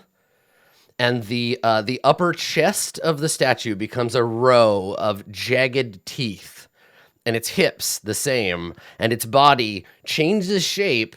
And as it does this, the teeth lunge forward, the tongue you are holding onto yanks you towards it, and the teeth of this thing pretending to be a statue snaps shut, trying to bite you. No. And you see before you an enormous mimic who's pretending to be a statue. And I think that you see now, from up close, laying all around that rubble, you see the original statue. You see a broken spear, you see an elf face. And so the mimic is going to bite you, and then we're going to roll initiative. So, I also have a very important question. Yes. Because I may have committed to cosplaying Jewel. Okay. But in order to do that, Ooh. I need your opinions. Mm-hmm. Do Yes, tabaxis have toe beans? Yes. Oh, yes. Oh, definitely. Yeah. On their hands as well? Because I feel like that would get in the way. Like, I think they only have them on their feet. I think it's on their feet. Yeah. Yeah, I think that their hands are probably more humanoid. They're definitely because human hands, yeah. The but furry. dexterousness that you would need. Yeah. They maybe have like clawy fingernails. They Yeah. do, yep. I'm most excited to find out how you're going to cosplay invisible gloves. Are you just going to wear plastic Everyone's bags in asked your me hands? how I'm or- going to do that. So we'll see. All right. Well, so here comes the bite attack. It has advantage because you are currently being grappled by the mimic because you touched its adhesive tongue. Oh, it's so sticky. And it gets you for 7 piercing and 8 acid damage. Ow. Is that combined into one? Um, Because can I Right. use uncanny dodge? I think you have to uncanny dodge one or the other. I don't think it's one single thing, but because it's reaction to That's a good have the question. attack's damage. So if it's oh yeah, no, one it's the whole. attack. Yes, no, it's all one attack. Okay. Yeah. If it's the attack's damage, it's not one. It all happens at once. It's not one type. Yeah. okay, cool. So that was a total of 15, and I can still use my reaction. Yeah. Well, I mean, you're like surprised. It was hidden before it attacked you. Yeah, this is why I'm asking. Let's just say make a dexterity save. If you get it, then you can use the thing. I'll give you a chance. Okay, cool. 22. Yes, so you can half the damage. Oh And it's acid spit, but you are still grappled. So your arms are stuck to its tongue. Its tongue yanks you forward. Its teeth bite you, but not as hard as you might have been bitten otherwise. You dodge part of the way away, but you're still stuck to it. And let's roll initiative. no! Jewel just goes, "Why is everything in this dungeon sticky?" Because a toddler was in here earlier. Oh no. The golden spear. What? Jewel, please. Blue Jay, do you want me to roll for your monsters, or you got them? I'm doing you got it right now. Okay. My I'm zombie. rolling so badly today. I'd like to believe that Haleth Gark got a 3 because he's just like, for the love of Christ, like you morons. Yeah. If we'd just gone downstairs. All right. We just gone downstairs. Whatever was down there could be killing us. Exactly. Right We could be killed by something different. Stay back. Don't steal my XP. So 8, you were the first to see this enormous mimic show itself. Currently, Jewel is lashed to its flailing tongue. What do you want to do? I want to stab it with a javelin. A Actually, fine I choice. want to stab with a sword, but see what you can. Yeah, that's right. You live your best life, whatever that looks like. Stab it. You do. You stab it. Yeah, I love that. Excellent. And I stab it again. Okay. Does a 12 hit? A 12 does hit. Yes, it's not very well armored. Take that stupid mimic. All right. Now, I will tell you, upon touching it, I guess it's not in object form anymore. It's in its regular bitey form. So you're not adhered to it. Only its tongue is adhesive. Yeah. So you're okay. Many mimics in my time. Like I fought a mimic once or twice. I mean, a whole tower of mimic. It was great. They were already inside it. So Okay. All right. So you you rush forward and 2 lightning quick stabs with the javelin, which means I probably can't push it over either. I imagine like a noose. yes, yeah. If you shove it over, it'll just grow legs out of its back and be standing up again. Okay. That's that then for now. Okay. All right. Makaria, your undead squad do nothing because you have not issued them a command yet. They're just hanging out. Yeah. Rin, it is your turn. I think it's time to test my new. It's time to issue force the blasting. I think so. Fucking sick. I'm gonna move forward Okay. to here. Wait, there. Yes, perfect. And then I am going to Scorching Ray using my Circlet Power Ranger style. Moon Tiara magic. Yeah. Nice. Okay, cool. Then, I feel like at this point, yeah, Rin, because it's the first time that you've used it, Rin does get like the fire princess magical girl transformation sequence. There's like a cutscene. Yep. That happens beforehand, and then big circle of fire around you, lots of flame. You've got your violin in hand, and then boom. Shoot him with the Scorching Ray and miss that ray. But that's okay. I have 2 more rays. So it's the first time you've ever done it. And it's perfect that you critically failed because this time I think you fire the ray and it like almost hits 8 and Jewel, just like rips between them and like fries up the wall. This thing on? Yeah, the recoil is maybe a lot more than you expected. So your head like snaps back and you blast the ceiling. You're like, oh boy, okay. Second shot. Second ray. 13? That's a hit. There you go. Hey, for 5. Okay, all right. Third ray. 11? That's a miss. Damn it. Okay. You're firing rays like wild. Yeah. On the plus side, you can now hold a pretty cool rave for like about 6 seconds. Yeah. And that's your turn, Rin. Makaria, what would you like to do? I would like to use my bonus action to mentally instruct my shooty arrow clad skeleton to shoot arrows at the mimic. Okay.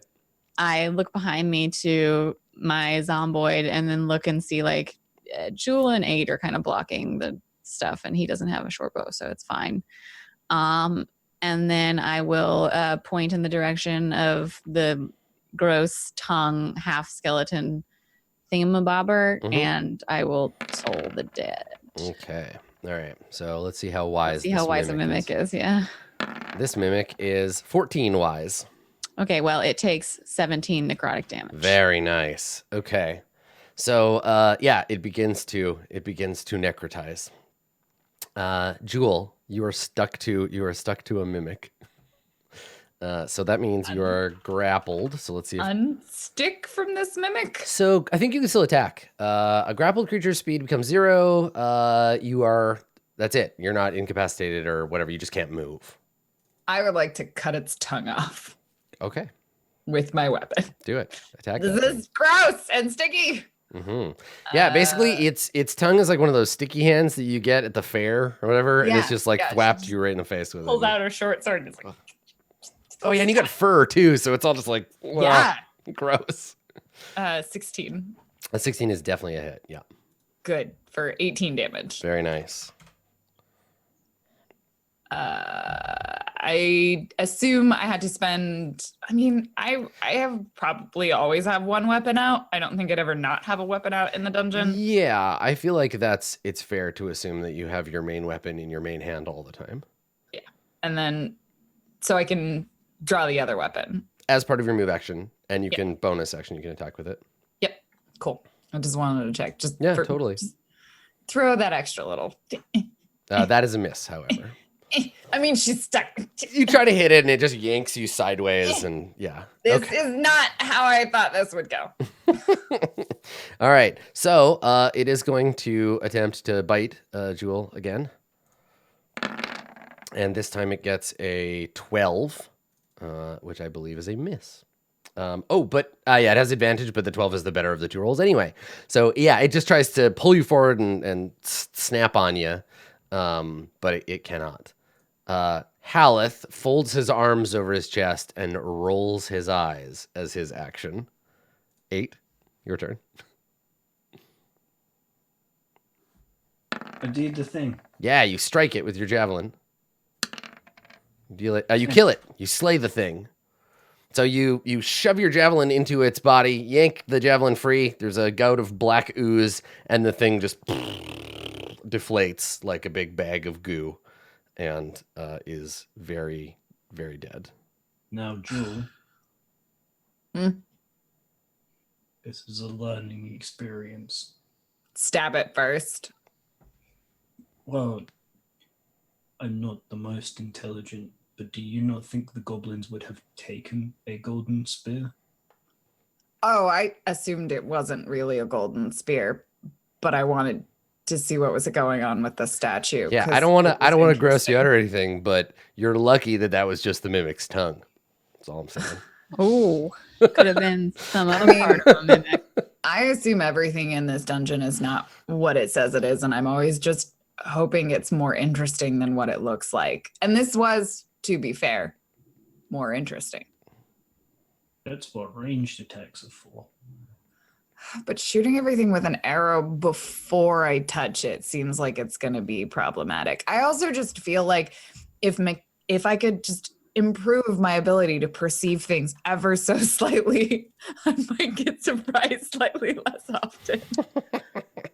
I personally would suggest that you remain as close to death as possible for as long a time as possible. So take whatever risks with your life as you wish. Well, I suppose we are done now. We did promise to go to the next floor. I believe this door will lead us back to the car. But That's true. I don't think the stairs are in this direction. So, No. Halster, full of shit again. well, there remains a single doorway that we have not looked at. Can you just open it and see what's beyond it? All You right, can't but I'm leave it guessing it's a unopened. corridor. Jewel opens the door. The door over here. Okay. Yeah, it's a hallway that goes north-south. It is, in fact, a hallway. Mm. What's on that side? 8. 8. When you open that door, you see Haleth on the other side tapping his toe. Yep. As I suspected. I really just wish to delay our leaving for as long as possible because it's annoying him, but I suppose that keeping him in our party is more entertaining than having him desert us, so. Makari, I think your entire existence might be annoying to him. So if that's your goal, you're probably going to succeed. Killing it. Well, then let's carry Just on. All right. So let's gather you all up and head down to this room. Haleth leads you to the stairs, which are down over this way. Oh no, my zombies got caught in the wall. God damn it. There, you're out of the wall now. Am I? Yes, you are. Oh, there we go. It took a second to get me out of the wall. That's fine. Okay. So yeah, if you come down on the other side of the statue where you found the circlet, down here there is a set of stone stairs that descend into level 2. Haleth seems finally somewhat at ease. He is ready to press on. Oh shit, level 2 hype. So let me cluster everybody up, and I'll copy your tokens, and I will carry you over to the second level of the dungeon. So everybody's down here for now. Let me cluster you all up. Do a little select. Go copy. Hallis stairs. Okay, now I have to find where the stairs are for level 2. Level 2 is entirely a mimic. Yeah. You just walk into a The mimic. biggest mimic you have ever seen. Yeah. So I will say, like, as a D&D player, I love like core D&D tropes like mimics and cubes because they're so quintessentially D&D. So I am glad that I have both run into a gelatinous cube and a mimic. So what's interesting about this level, none of the maps have a compass rose on them, but you go west and then enter south. So Come now on, north is on the no. left side of the screen. No. And Why? yes, because That's bad behavior. that's just how it is now. That's the life. That's the life we live. That's awful. Yeah. So let me get you all squared away down here. Level 2 is just oriented differently. That's how it goes. That's the gimmick. Every turn, you turn left, you turn right. It's weird. Okay. So give me one quick second The here. whole floor spins on like a diagonal axis. Like you don't notice because it's shaped like a torus. I don't know. Yeah. I mean that's a pretty classic D&D like trope too, right? That like the whole dungeon rotates and you do all that stuff. Okay. All right. So, let's drag all you over here now. Boop. Boop. And you are there at the Boom. beginning of these stairs. A whole nother level. Sick. God, it's so big. That's what she said. So this whole dungeon is just Halaster overcompensating. Somebody made fun of my genitals once, so I made a 23 level deep dungeon to prove to them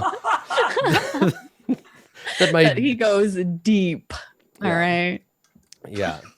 Well, let me look at level 2. Let me get that squared away, because the other way that we could justify this is that at some point you go down and like turn in a corridor that's, you know what? Let's do that. North is up, because there's a rotation in the stairway at some point, and now you're coming down from That's up. much better. That's much easier. Yeah. And for people yelling at me to look at the compass, there's no compass on this map. Do you see it anywhere? Because I definitely don't. You just go and Funny check how the that screen. works. Sure. Don't yell at me. There's no compass. I'll check, chat. I'll check the thing. Not so that I can see the map, but yeah, don't worry. Get out of here, Anyway, Dave. are we continuing? Yeah. down So this- you come down this stairway, and find yourself in a long hall that descends south. Now, as soon as you reach this part of the stair, you hear noise. You can hear the sound of banging. Right. You can hear what sounds like construction noise, like tools. Somebody's like building or deconstructing something, and that's echoing. And you can hear a cacophony of goblin voices. There's shouting, there's talking, there's laughing. You can hear all kinds of like goblin noise echoing from somewhere down this way. Do you think they expected us to not get down this far? Merely a single level below. I mean, they're goblins. They were quiet before. Maybe they're different goblins. Not all goblins are the same, Macaria. Yeah, some of them are hobgoblins. Should we attempt to move silently? I think as you say that, Jewel just looks back at the group and she sees like 2 shambling undead and 8. Feel free. And then she just walks forward like quietly on her toe beans. That's Her toe been beans. clarified. Okay. Her beans. All right. Yeah. Long hallway going north-south. I instruct my skeleton and my zombie to attempt to move quietly behind me. What do zombies sneaking look like exactly? Well, one of them plays the pizzicato strings while the other one tiptoes. Obviously, that's how it works. You have to have 2 of them. You can't sneak without the soundtrack. Okay, so this hallway continues to an intersection where there is a room off to the side, off to the east, and the hallway continues south and then turns to the west. Is there can we hear if there's an indicator if one of the hallways has the sound coming? Oh from yeah, it? yeah. It's hella coming from over here. And Jewel, as you come around the corner, The floor is a mimic and it bites you.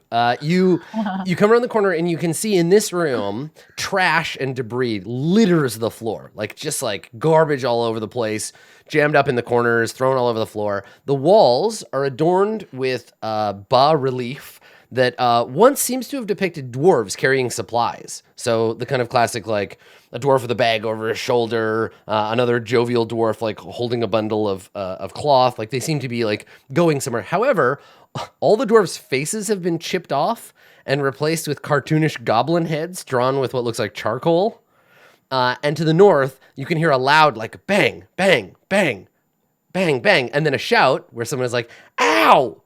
And then some arguing, and then bang, bang, bang, bang, coming from up here somewhere. I don't want to mess with them. I bet they're doing cool goblin stuff. We should just let them.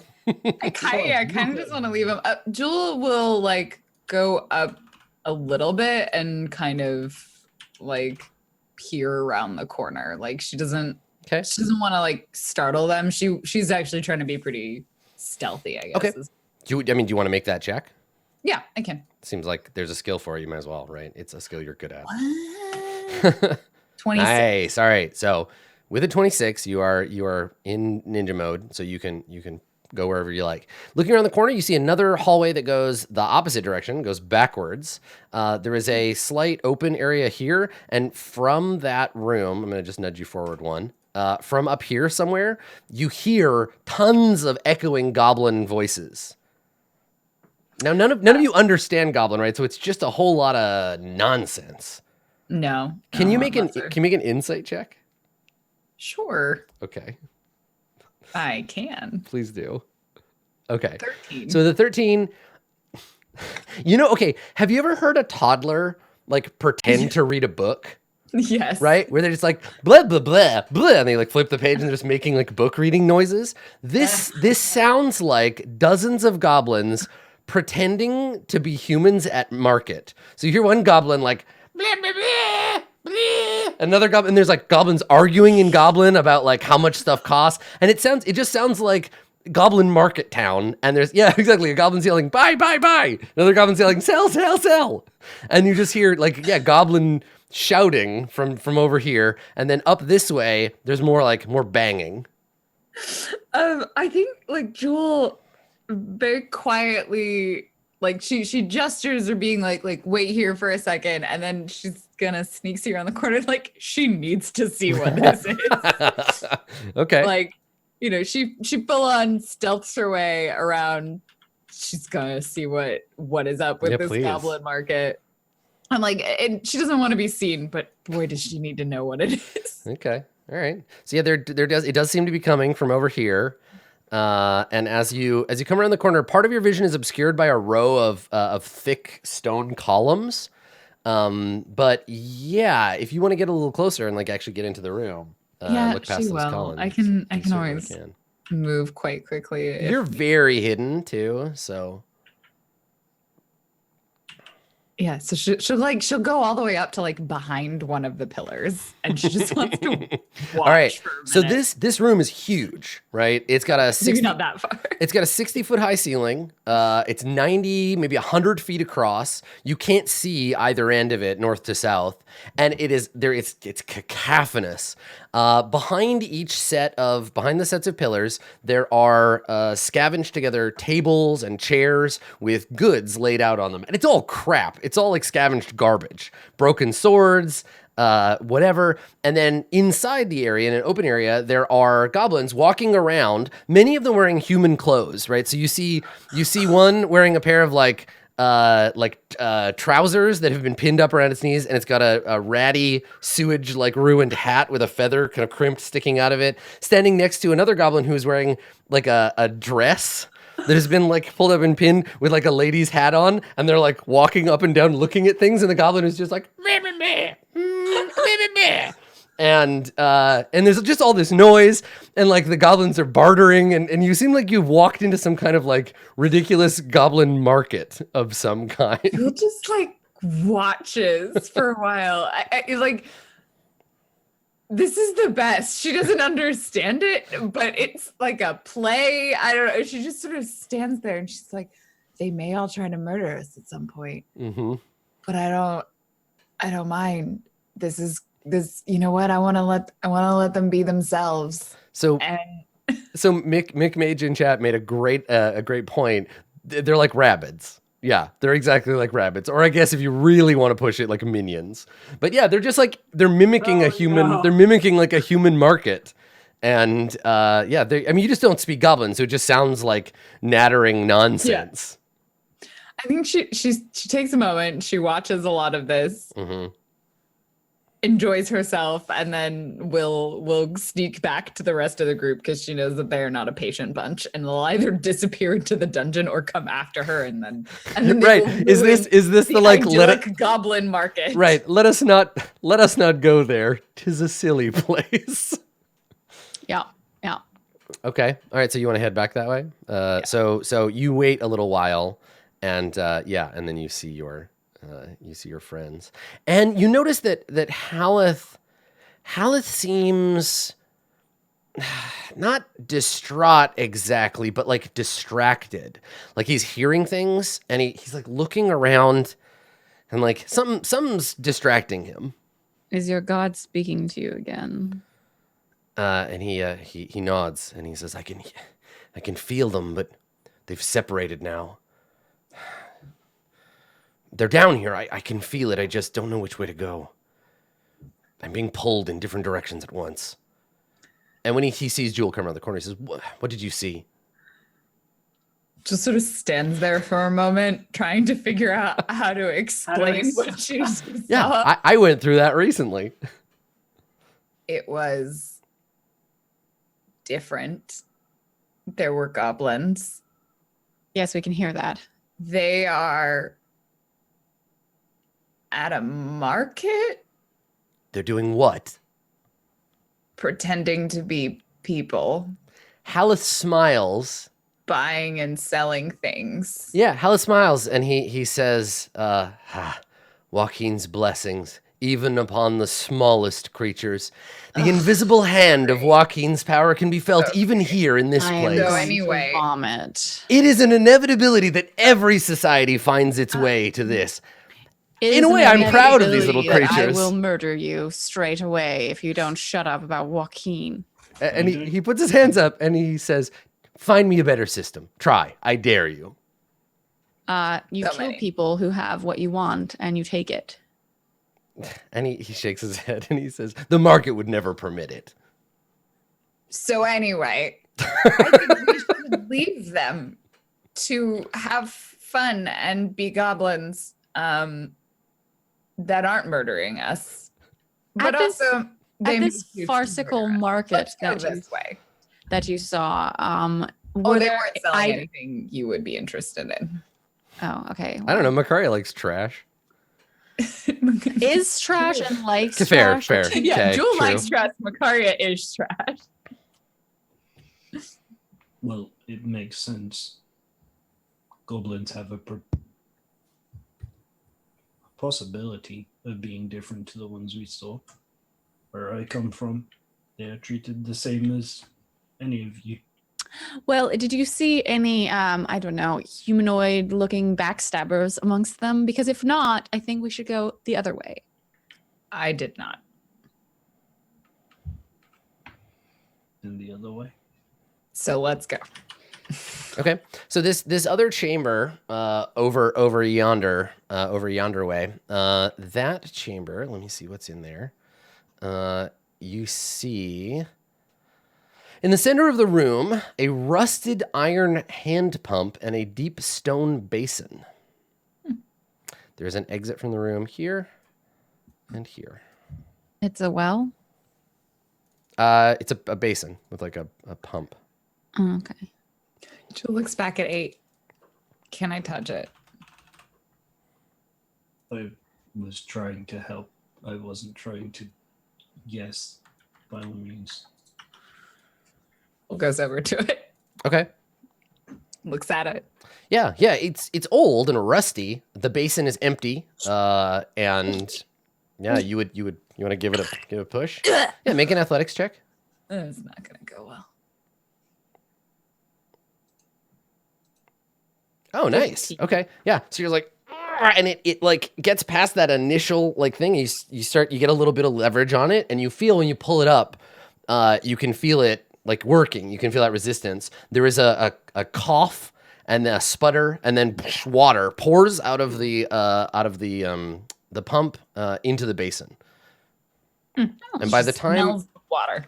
By the time it is done, it has pumped 2 gallons of water into the basin before it and gives up. This feels like it's going to be relevant based on the fact that there's a dice roll here. You should drink it. Make a perception check. Anybody who's it's nature or survival. Actually, survival to check if water is potable. Totally, it's survival and intelligence.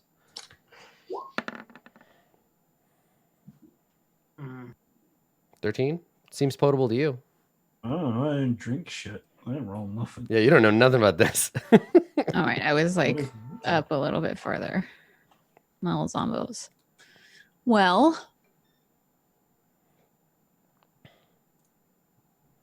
it's not wine. No, it isn't. Is your It's very astute. Nice. Is your water skin empty or I think probably not, because they haven't been here for very long. like not even a whole day? Still fine. Well, perhaps it will be valuable on the way back up. Well, if we need water, there's some here, I guess. Maybe. That door or that door? She points at the two. I have to wonder, is this like going to be part of a trap later? Or did he put a water fountain here so that people don't get thirsty by the time they get to the second level? Because like it just could be either. This is interesting. Right, like he doesn't want you to die of thirst. He wants you to get your arms and legs severed by scything blade traps. But like if you're thirsty, pause here for a moment and have a little drink. Yeah, I feel like it's not real water. Like there's something about this that it's a bad idea to drink. So this is the thing about these like this adventure takes inspiration from a long line of Gygaxian silliness. And in these old adventures, any given thing that doesn't make sense has a pretty much 50-50 chance to either kill you instantly or be totally rewarding for no reason. Like if you come across an old lady who's like in her front yard tending to her garden, either she's a horrific witch or talking to her will get you like free potions and shit. It's never neutral. It's so I one see or the other. Yeah, I see why you're feeling this way. Evil. Yeah, like either this water will be like, here's a great thing, or you're dead now. Yeah. And like, if you don't think you succeeded on the roll, then you don't know. Can I instruct my zombie to drink some of it? Yeah, sure. I do it. Okay, so the zombie walks up, cups his hands, and it comes out holes in his chest, just squirts out the arrow holes, and he just looks at you. Do the holes look like they were like, burned by acid or anything? No, he doesn't dissolve. Okay. Well, it doesn't appear to harm the flesh. Oh, you can't drink it now. You just put zombie in it. Yeah, That's a a good point. I mean, we've slept next to them. They don't harm you. What are you talking? Boil it. It's fine. There's a difference between sleeping next to it and having it like put its fingers in your mouth. I mean, she's probably. Yeah, that would be a bad way to wake up. You wake up, the zombie's just goes digging around in your mouth. So from here, while you were examining the situation, Haleth has kind of made his way down here, and he looks back and he says, "I think we should go this way." Yes, is your god telling you that's the direction we should go in? He scowls and he says, "Don't mock me, necromancer. I can hear Joaquin's voice." Joaquin's voice. Yes, quite. I don't think that's Joaquin. Let him live in ignorance or unlive in ignorance. He will never believe me, so I don't suppose it matters. He'll find out soon enough when his head is severed from his shoulders and then reattaches. Listen, Joaquin has established that there's a supply of vengeance, and he demands it. So, there's a hallway down here. The hallway splits and goes east-west from where you are. And it looks like it opens into a room to the west. Mm. There's a funny smell in the air. Like an old kind of acrid smell. Have I smelled the smell? What do you mean? Can I Ever? recognize the smell? I mean, I don't know. You said I'm that gonna- there's a smell. I want to know. There if is a it's- smell. It's like a chemical smell. I don't think you've ever smelled it. Okay. Then I won't bother. This is a really interesting one because for both me and A, Ha! clues for the smells, I just don't understand it because I can't really smell either. So it's like, is that a good thing or a bad thing? What things smell acrid? Like chemicals, cleaning products. Yeah. Acids. Like bleach. Yeah, bleach. Okay, It's an good acrid to know. smell. Okay. Burning hair. Acid Mhm. smells acrid. So Vinegar? around this corner is a room filled with dusty tables and cauldrons. There is a stone hearth, which is cold. There are books and equipment sort of piled haphazardly around, various strange tools.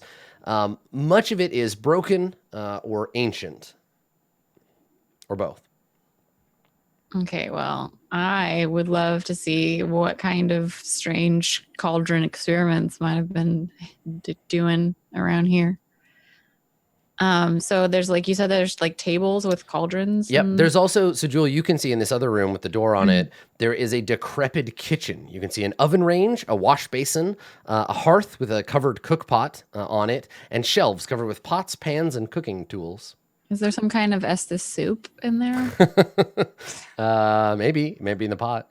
Who kind of looks around and she's like, Sunny D. do you think every time Hallister it got too messy, he just built a new level so he didn't have to clean? I'm smelling inside one of the like cauldrons. Like, Okay. Makaria, make an investigation check. I want to know what they were doing with this cauldron, but I only have 14. Not bad. Okay. This is an alchemist lab. This is all alchemy tools. Oh. So alchemy, that would be in D&D, like turning lead to gold sort of stuff. I don't think it can do that. You need magic for that. Alchemy is part of potion making, but you need actual magic to make potions. Alchemy is like preparing the bases for potions. It's also creating things like alchemical fire and other Okay. So fantasy like, science. It's like an apothecary. Yeah. okay. Like if you had like a grenade or whatever, you would get it from Yeah. like Reagents, acid flasks, that kind of thing. It's Poison? fantasy chemistry. Yeah. poison. Oh yeah, No. totally. That's Poison on purpose and poison by accident. Ooh. Yeah. Are there any like filled flasks? No. Everything in here Everything's is empty? long abandoned and dusty. Mm. Jewel, are you examining the kitchen? Yeah, you want to Yeah, go? she may as well. She's over there. Okay. So the door that you see leading north of here, yeah, if you go in there, is it has a sign written in common on it that says Calabash's room. Do not enter unless your name is Halaster. Who's Calabash? I don't do. Have I ever heard that name before? Nah. Name I've heard before, I don't think. Probably a dead idiot. Though the sign suggests When you that- say that, one of your zombies is like, ugh, it's hurt. the sign suggests that probably they worked for Halaster specifically. Haleth nods, and he says, this level of Undermountain at some point was a laboratory or a series of laboratories owned by Halaster's apprentices. Though why anyone would apprentice to a madman like that, I couldn't tell you. Well, I can say that. So what wizards was his with great name? Power are still powerful, smart or not. Shall we see what's inside? Of course. You first. Jewel will check the door for traps. Okay, make an investigation check. I'm right behind you, Jewel.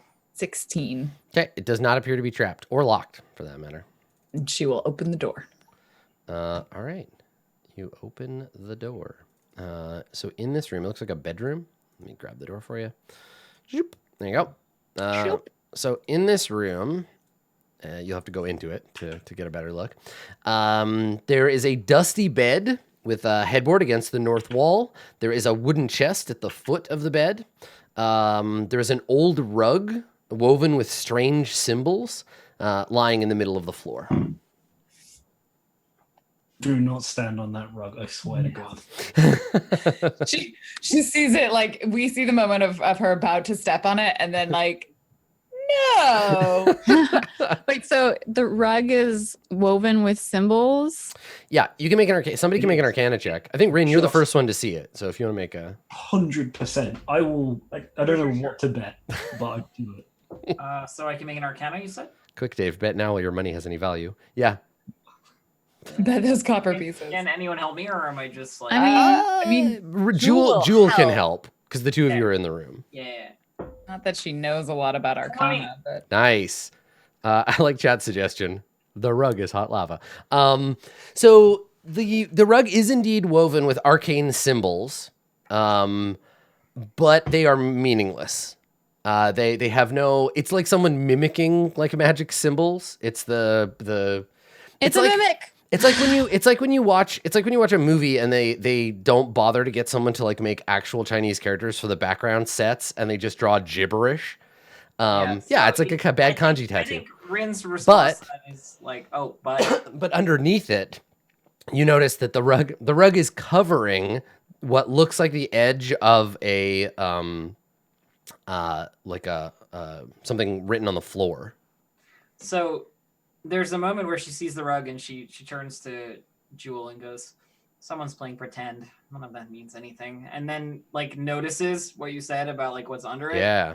She goes, but, and then moves forward and like sweeps the rug off the floor. Yeah. So you pull the rug aside, you see below, and we'll roll forward with your Arcana check. You see below a partially complete 10-foot diameter summoning circle. And with a 20 on that Arcana check, you're pretty sure, and I imagine, Rin, you're probably pretty proud of this fact, you're pretty sure that you know how to craft the missing runes to finish the circle. There are 3 glyphs that have been either erased or erased clearly or not ever finished. So the circle is 97%, and you could finish it if you had about 10 minutes. Everybody else would, I guess people would pile into the room while she's lent over this circle in a feet at the edge of it, leaning forward, looking at it, not touching it, sort of thing. And she looks up at everybody and goes, "This is meant to bring something here. Summon something. It's not." Do we know what? Do I know what? Hell no. Okay. It's not done, but I could finish it. And you're sure it means to summon something, not to cast you into some kind of nightmare dimension? No, it summons something. I've seen many of these circles. It could summon something from a horrific nightmare dimension. Or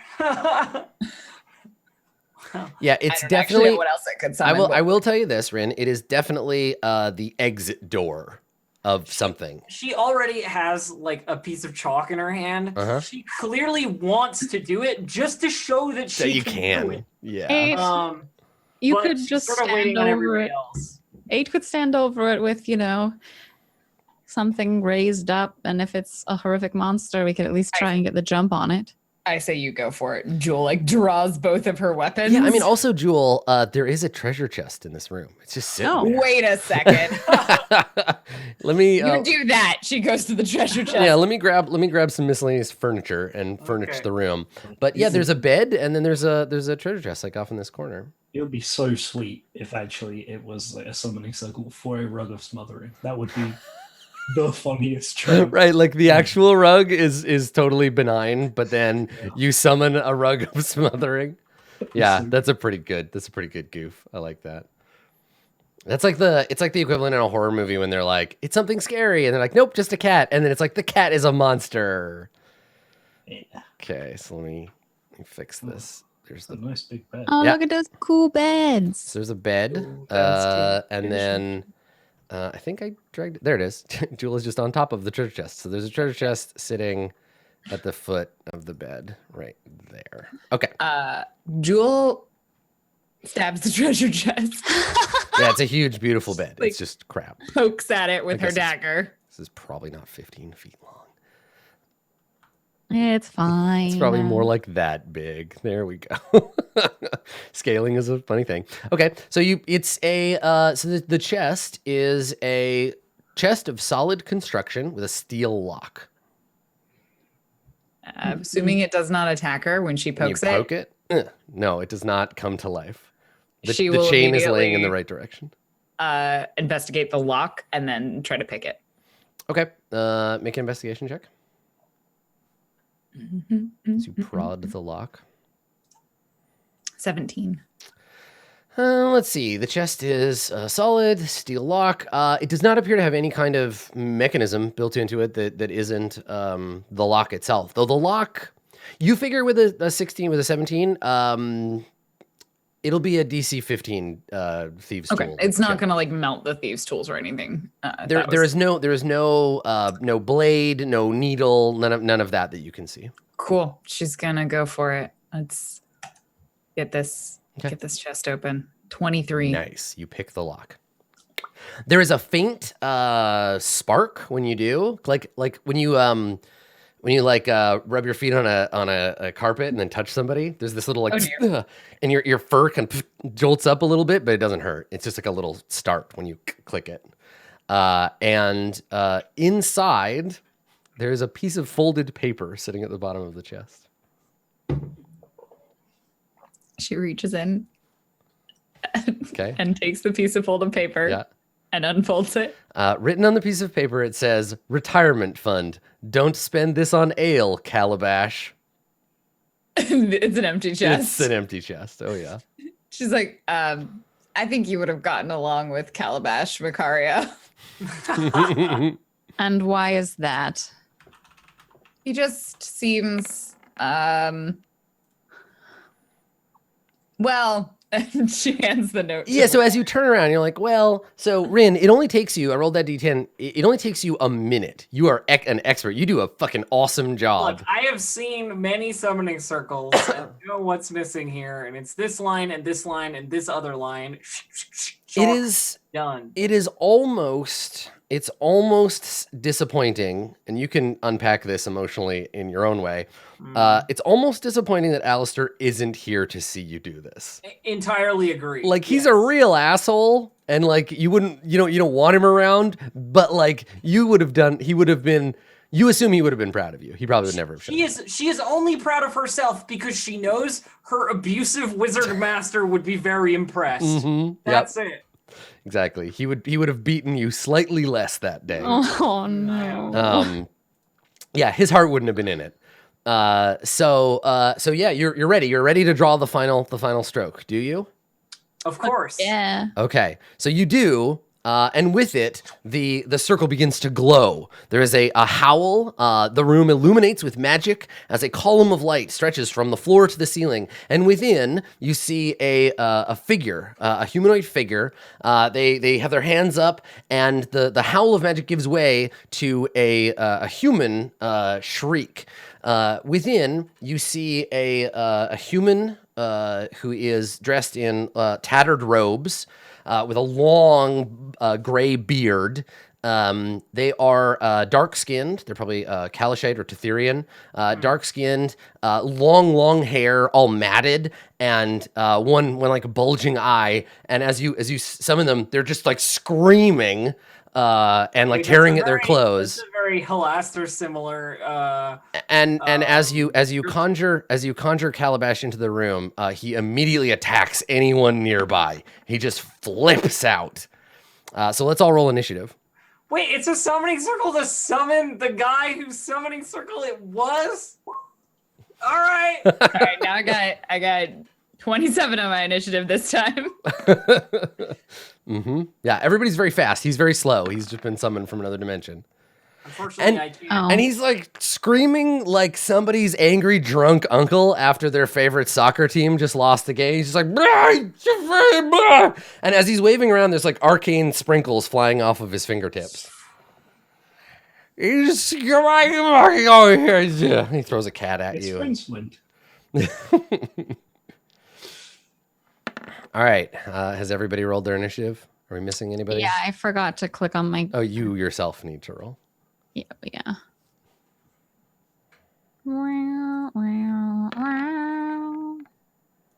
Slightly better than when I didn't click on my. All right. So Jewel, you were already like turning around. You have the you have your yeah. Haleth is in the other room. Haleth is like he hears shouting and probably will come over, but not on this turn. So you you're turning around with the note in one hand, you get your weapon in the other, and yeah, you see this like drunken, screaming, robed man. Jewel, I'm going to delay my hold an action to attack him if he attacks anyone else. But she's going to wait for Rin to do her thing, and she kind of just be like, I think he's drunk. As she Yeah. You don't have to even make an insight check. Yeah, He is she just says fucking that to Rin. wasted. I think he's really drunk. So you're gonna hold your. What's your? Like, I think there's a moment where it's like drunk and capable of probably great magic. You know, like.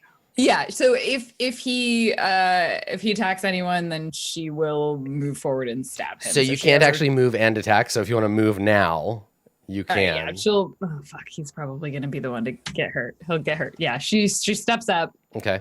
Kind of to the side, so closer to her Franz and closer to him. And like has her short sword ready. As she's like saying, he's probably drunk and Like, handing this note to Makaria. He's definitely hostile, but we haven't seen what he like how hostile. Whether he's gonna start she wants slap to fighting let or Rin yeah. first. Okay. All right. See if So if he attacks somebody, you're gonna attack him. Yeah. Okay. Makaria's skeleton does nothing yet. Rin. I mean, if Jewel isn't going to attack him, I'm probably not going to attack him off the hop. I think what I will do is try and calm him down, right? Because he's like super drunk, and I've just finished his summoning circle here, so I'm just going to try and persuade him. I'm gonna say like, there's no reason to be upset. I just finished your circle here. The good work that you presumably did, and you appeared, and then was very strange. We should talk about that. So you point at it, and he's just like, circle, your magic circle. I made it as chalk. What you do? Get out of here. Make a persuasion check. All right. Maybe that water will like sober him up. 27. All right. So yeah, he's just like shouting nonsense at you. I feel like Rin knows very well how to play the like, yes, you are a very important like card here. Mhm. Also, I feel like they have a lot of experience dealing with drunken magic users. Yeah, probably. Although Yep. I don't think Alistair's much of a drunk, but lots Okay. of other. So Haleth hears the noise, Yeah. so he's gonna take the move action, and he comes into the room. I guess he comes up here, and he's like, "What the hell's going on?" And who's that? 8. It's your turn. Oh. Everyone's done a non-combat. Now I don't get to stabbing. That does not necessarily. Everybody's follow. like, "Wait, hold on, calm down, man." And 8's just like head off. I'll grapple him. I'll hold him so he can flail but be less dangerous, I guess. Okay. Take a So you wanna grapple? She's gonna cast magic on me, and then I'm gonna be really mad at everyone afterwards. Yeah, can I go for a grapple? Yeah. Sure.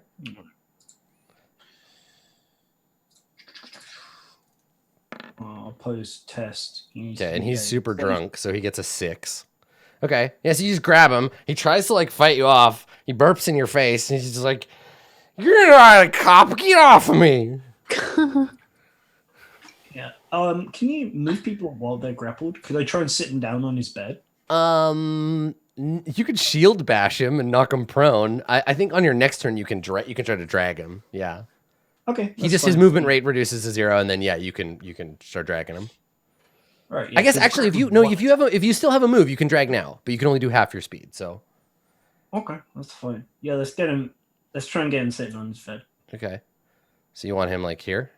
Yeah, perch him on the end of his bed so he can sit. Okay. All right. Makaria, what are you gonna do? Oh, I just moved him away from Jules. Sorry, I'm sorry. I didn't even think It's about fine. that. It's fine. Come here, you. And you like plop him down on the bed. He's like, "This is not bedtime, nanny. Get off. Just stop touching me. Where's my pants?" Do you think he's got any more of whatever it was that he Yeah, this guy is drank? fucked right up. I would love some of that. I'm not drink. You're the drunk one. Come here. Where's Durnan? Durnan, give me a booze. I love him. Okay. So, Makari, what are you going to do? I guess we're not kill. I look around to the rest of the people. So we're not going to kill him. Apparently not. This is a person that could have vital information regarding the rest of this place. They are somebody who worked under Hallister and may have insight into the workings of the entire dungeon. You really Sure. think One, it's worth two, not trying to three, sober him 4, out 5. instead of chopping his head off? I smack him in the face. Okay. So, you just want to make an unarmed attack on him? Yes. Okay. Go ahead.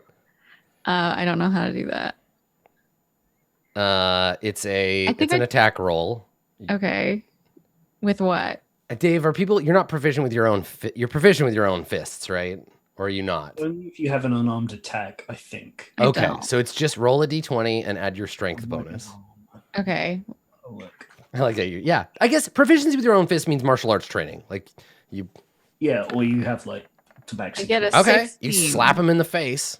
I only deal 1 damage because so or you, 0, I you guess. slap because I him got a super hard in the -1. face, and he like Sober up. You hit me in my face.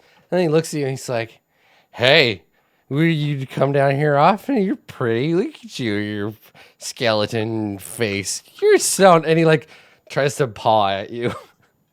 Where do you have more of whatever it is you're drunk off your ass on? He's like, "Well, you got more to drink? I'll have another round for the tavern, barkeep." Where was this man, and can I go there? If I could reverse the summoning circle, then yes, but I can't. This is the exit door, not the entrance door. I'd happily send you wherever he went. So, Makaria, your turn is done. That's sort of offhandedly. Okay, so he like struggles around. He can't move, right? Because you got him restrained. He's a speed of 0. So he looks at you and he's like, "Okay, look at you and see magic trick, metal man. Look what I can do." Boop! And he claps his hands and he casts Cone of Cold in this direction. And it hits, I think, everybody but 8. Let me see. What is a cone? God damn it! What is a cone shape? Jesus Christ. It's like this. You should have just killed this We're one. dead. Does it hit Hark? I think it does. Yeah, it hits all 4 of you. And he's just like, boop, and then just like razor shards of ice and snow just blast into the room. Let me look at how he can, because if he can hit everybody, he will. Sure. What is because I want it to go. I figure if it goes this way, it'll hit the 3 of you. How do cones work?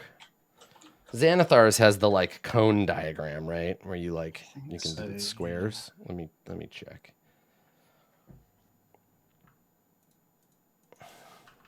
Look what I can do. Blap. All right. Spells. Cone. No, not there.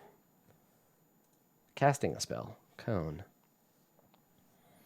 Okay, a cone extends in a direction with a width, its length equal that point's distance from the point of origin, specifies maximum length. A cone's point of origin is not included in the area of effect unless you decide otherwise. Yeah, I think he can zap everybody in the room. I think that's reasonable. Okay, so you just cone of colds everybody, which means I think they're essentially just a square, isn't it? Cool beans. If its length is equal to its width. Yeah, it's let's see. It's a 60-foot cone. Does he have a arcane focus or anything then? He does, yeah. Yeah, he can cast spells. Yeah. So, roll a constitution save, everybody.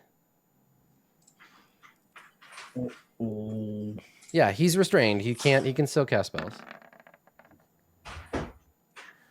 13. Does it get my skelly? Yes, but I'm going to give advantage to Skelly. Baron Garkanen and your skeleton. Okay, so the skelly. Baron Garkanen. I don't know his actual name. It doesn't matter. Big G. Oh. +8 okay, so if you succeed, you take... Succeed on what? Sorry, if you get a 14 or better. Okay. You take 30... What? You take 36 if you failed, and you take half that if you succeeded. So it was 18. Can I use Uncanny Dodge? I don't know. Can you? When an attacker that you see hits you with an attack, you can use your reaction. It's not an attack. It's a spell. Okay. Yeah. Evasion is only, or the other thing is only dexterity saves, right? So anyway, the room just fills with horrible blasting snow.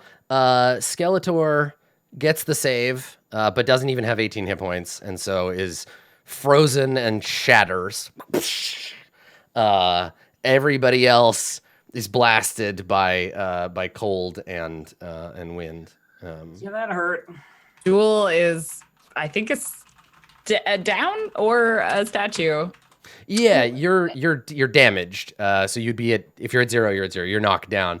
Yeah. And so he does it, and he's like, I call that one frosty cones. This is a work in progress. I can do it again if you want. Jewel, make a death save. I call that one frosty cones. Okay. 9. Okay, so you fail a death save. Rin, it is your turn. Okay, I think we have to kill him now. So you look in the room. You see Calabash sitting on the bed, trying not to burp and vomit on himself.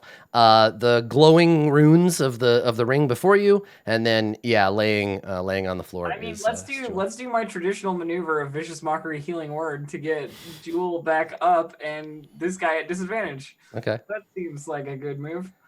So here's the vicious mockery for a 15 wisdom save. Okay, let's make a wisdom save here.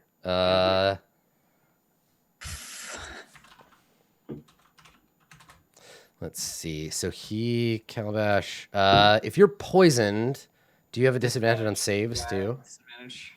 I'm pretty sure. Yeah. He's hella poisoned. Yeah, all attack rolls in. Okay, so he has disadvantage on this roll. Stupid trunk wizard. All right, so it's a wisdom save with disadvantage. Come on. He gets an 11.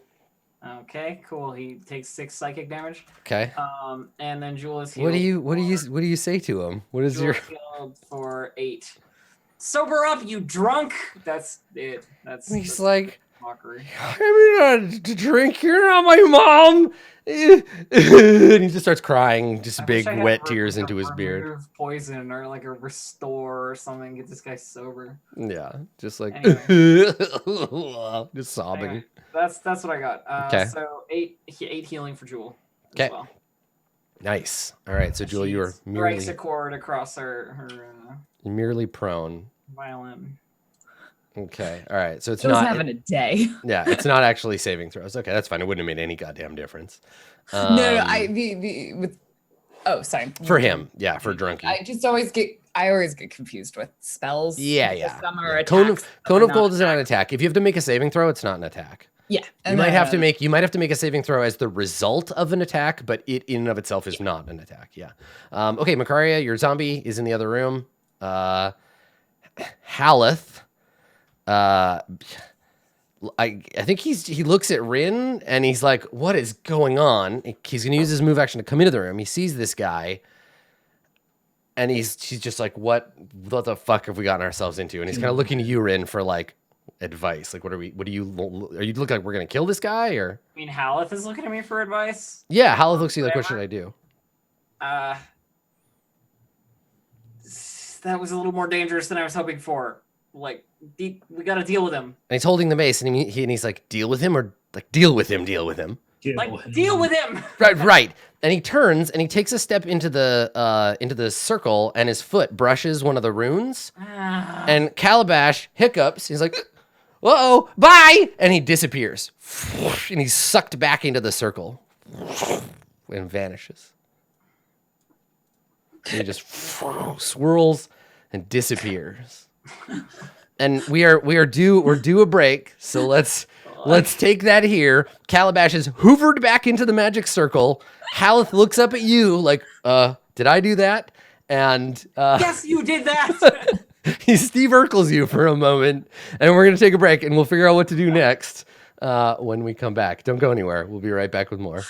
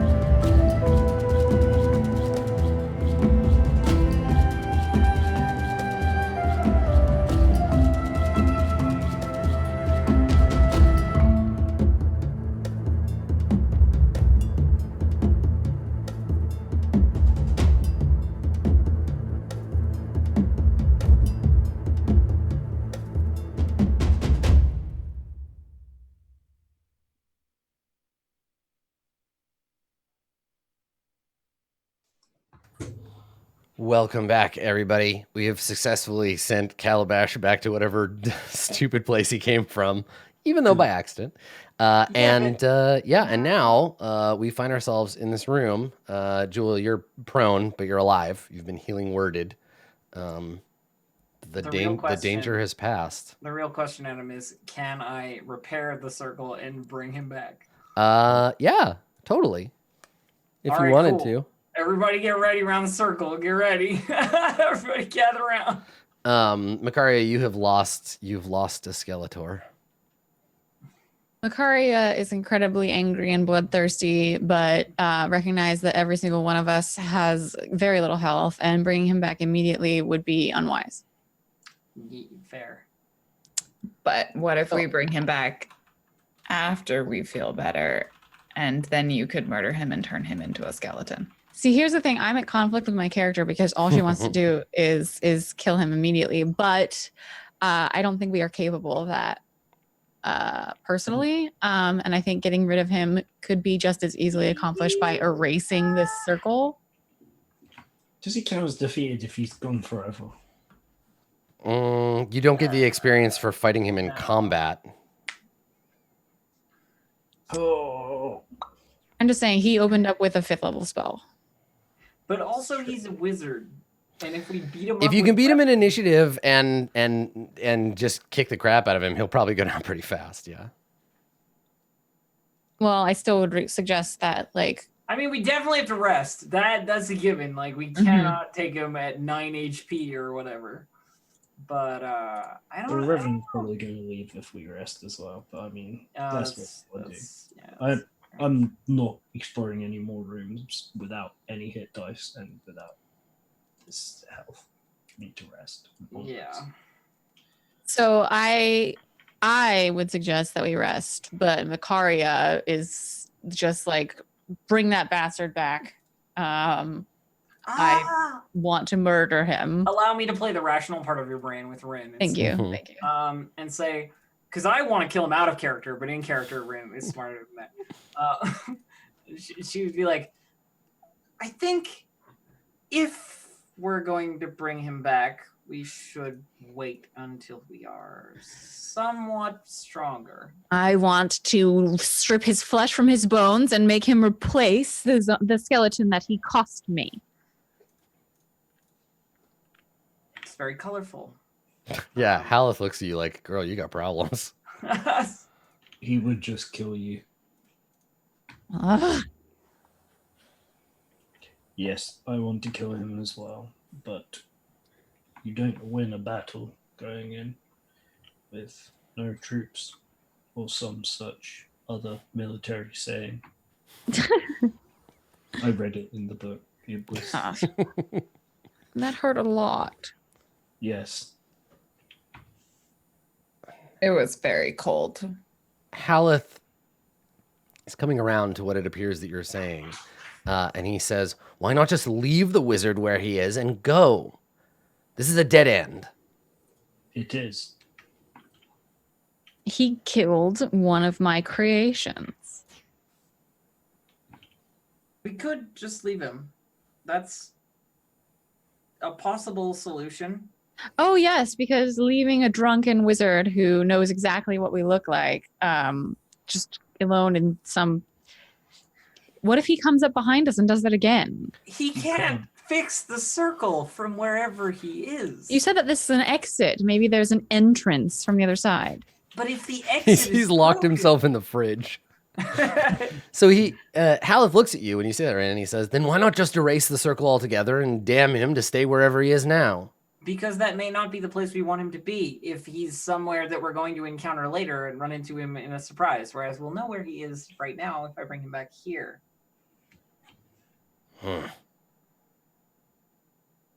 Maybe he's encountered your friends. Wouldn't you want information about their I don't need information. They're that way. And he points. He's like, I can feel it. We just need to press on. In either case, none of us are in very good shape, which I imagine puts us at a significant disadvantage if we're to encounter your friends. He says with the air quotes.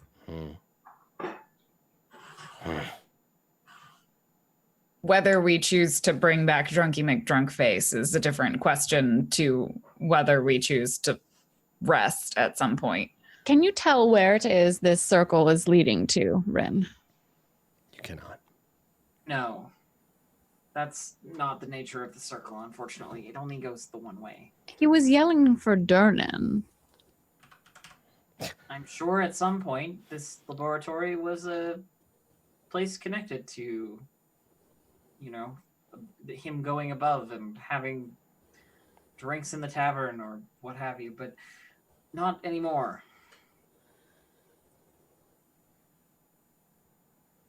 Well, regardless, we need this rest now. The creatures from here have to have come from somewhere. If he's human, it serves to be reasonable that he's probably from Waterdeep. So out of character, are we in a group consensus that we want a long rest? Is that? I think we need a rest, yes. Yeah. Yeah. No, I need a long rest. I am out of hit dice. I can't do anything until a long rest. I don't recall how long it's been that we've been down here. Oh, since the last time you took a long rest. Yeah. Yeah, not 24 hours. We discovered secret It's door definitely been behind less than me. a full day. Like, since you can take one rest every 8 hours. So if you take it now, like, you took a long rest Back upstairs. but that was definitely not, like, that was the beginning of a 24-hour period. I so mean, if you take it now, you have to wait a full 24 before you can do it again. Which is fine. I don't know. So I have very few consumables as a rogue, so I don't have like a good measure other than hit points and hit dice of like how many spell slots y'all have left. I have a second level spell, a first level spell, and two. No, I've got 1 third level, 2 second level, and 1 I first level. have a first level left. Okay. So we've used a fair bit of our. Not long resting is. I mean, worst case, I can create the tiny hut and we can just hang out in it for 24 hours. It's cool. I mean, I feel like the thing is that if we want to try and summon this guy again, we have to long rest before we do it. Mhm. If Do we want to do that, or do we want to just go explore more? Like we can come back here if we want to deal with him. Like Come back here at level 6. Oh. No, Sorry, yes. I got We'll have more spells. as much as I like the idea of murdering him for the XP, Mhm, I feel like I whatever level he is that he can cast 5th level spells, I don't know enough about wizards to know if we're actually capable of like. I mean, If we'd all attacked, then good chance we would have bloodied him minimum. I'm Then not too I can't- fast. I can't go to either another- way, I'm doesn't totally matter. capped. I need that 8 hour. I need it. Otherwise I'm useless. The tank will die instantly. Mm, long rest needed by our tank. Let's do it. Okay. It's not a So big deal. Like you said, worst case, we can tiny hut it for 24 hours. And So you say that, right? You're like, we're gonna rest here, and Haleth is like, fine, another hour, and then we go. It'll Nah, be a little dude. longer than that. I can't wait any longer than that. You don't You've been understand. waiting in a hole for the last 2 weeks. Patience. And he snarls at you, and he says, "And I'm done waiting." And I think he's gonna leave. I think he's just like, "Fuck this, I'm going." Goodbye. Hey, give us our mace back. 8. He's like, he storms off. No. That's my mace. I mean, unless you actively try to stop him. I am actively trying to stop him. How actively? I tell my zombie boy to. Oh no. Your zombie's very slow. I yell at 8 to go and get him, and tell him he can kill him if he wants to. He'll come back. Yeah, I chased He's after left. him. He's walked out in the kitchen. Okay, so you Okay, wanna- but like, get. Yeah, we're I just- got- yeah, that's fine. So Hey, I guess he ends up probably like, let's give him his full move, and then you can make yours. So he was like there. So he ends up here. And then where were you before? You were by the bed? Right here. Yeah, I was in this Like there. pod. So you can get to like, yeah, there. So this is, so you follow him. He turns around. He's got the mace in his hand. He looks at you and he says, I have to get my vengeance. You don't understand. I can feel it in the back of my mind. He's like clutching the mace. You can see he's trembling. I understand much better than you think. Then you know you have to let me go. Yes. Maybe you don't What that understand. means is mine. And you like look down and he looks down at the mace and he looks at you. Can you make an insight check? Steal my mace, what an asshole. Yes, sorry. I had to pop the thing out, so it's not where I expected. Yeah, it's okay.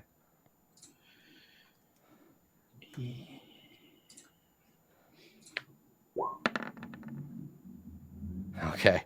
There is a stoic expression on his face you cannot read.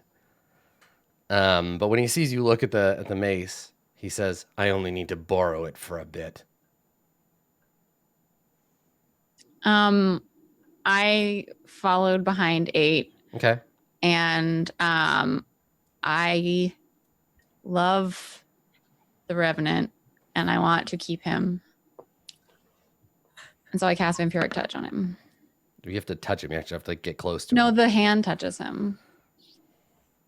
Is this another touch spell that you don't have to touch someone with? The range is self. It creates a shadow-wreathed hand that can siphon life force from others to heal my wounds. Who keeps doing this? It's chill touch. It's vampiric touch. It's You not don't have to actually touch them. What the Yeah. fuck? How dare you, Dungeons and Dragons? How dare you? Here in your own house. All right. So it's range self. And then you have to touch them, right? Yeah, she's still not touching. Oh, okay. Yeah. So it doesn't do the touch. So your hand Okay. crackles with like vampiric energy or whatever. He has there's nothing but threat behind that, right? Like he sees it Yeah. and he shakes his head and he says, it doesn't have to go this way. Don't get in my way. I have a mission to accomplish. And once it's done, You will be dead. For real. I understand you more than you understand yourself. he is just so buried under the delusion that it's like his god that is That's powering fine. him. And he says, I'm leaving and I'm taking this weapon with me and I'm going to use it to get my revenge. And once I crawl back out of here, if a lot of you are still alive, I'll find you and I'll return it. That's not going to happen. He interprets that to mean that you're gonna like take it from him, not that like he's gonna die. No, I don't want him to leave. He's a cool revenant thing, and I want to study him. He says, if you intend to get in my way, then let's get this over with. Okay. Yeah, as Jewel as looks she's at doing Rin this, like while they're Hey. still in this room and is like, something's not going well. We're not picking a fight with the mage specifically because we can't pick a fight with the mage, but picking a fight with the never mind. Yeah, as they're talking, as it's like becoming threats, 8 shrugs and turns around. Like I can't move because we're doing this. But Yeah, I mean, as they're talking, You can I'm move. just- Yeah, you can turn around and walk off. That's fine. Wait, you're gonna not fight him? Yeah, like I can't if I wanted to, and 8 knows that as well. It's just not going to happen. You can only enforce your will so much as you can actually do things. Yeah, he's calling your bluff, right? And like, Yeah, like, and that's what that was. It was like, give it back. And if I could read him, and he's like, no, I'm taking it. I'm like, fine, I can't. Okay. Like, yeah. plus, 8 sort of gets it. You're built with a purpose. Sometimes you gotta do the thing. Yeah, he's got to do what he's got to do. He's got to go kill Sarah Connor. Yeah. So, so 8 turns around and begins to walk away back through the kitchen. And he looks at you, Makaria, like, well. I tell my Zombo to go attack him. Yeah. I can't. Yeah. Okay. You don't attack him yourself? No, I'm going to. But Okay. I'm All gonna right. make the So we'll zombie do roll. it So you just like first. command the zombie, and the zombie like lunges forward. Okay. Yeah. All right. Yeah. Let's make an initiative roll. Disruption mace is gonna fuck the zombie up. I don't know that though. No, and it's true. I just like I can't imagine a mini necromancer allowing the only revenant she's ever seen Yeah, no, out of. it's totally fine. Everybody's playing their character. Eight Sorry, I and just wanna Makaria both. Like take inspiration for that because you're both. I want to doing it. check though, Blooge. As much as I say that, do you want me to help as a player? Do you need me to help you fight it? I Or mean, are you yes. supposed to have made- Makaria is not Well, like, so front line fighter, but I think like, if we're looking for in character stuff, Dave, too, remember that if he attacks your friend, that might override your like.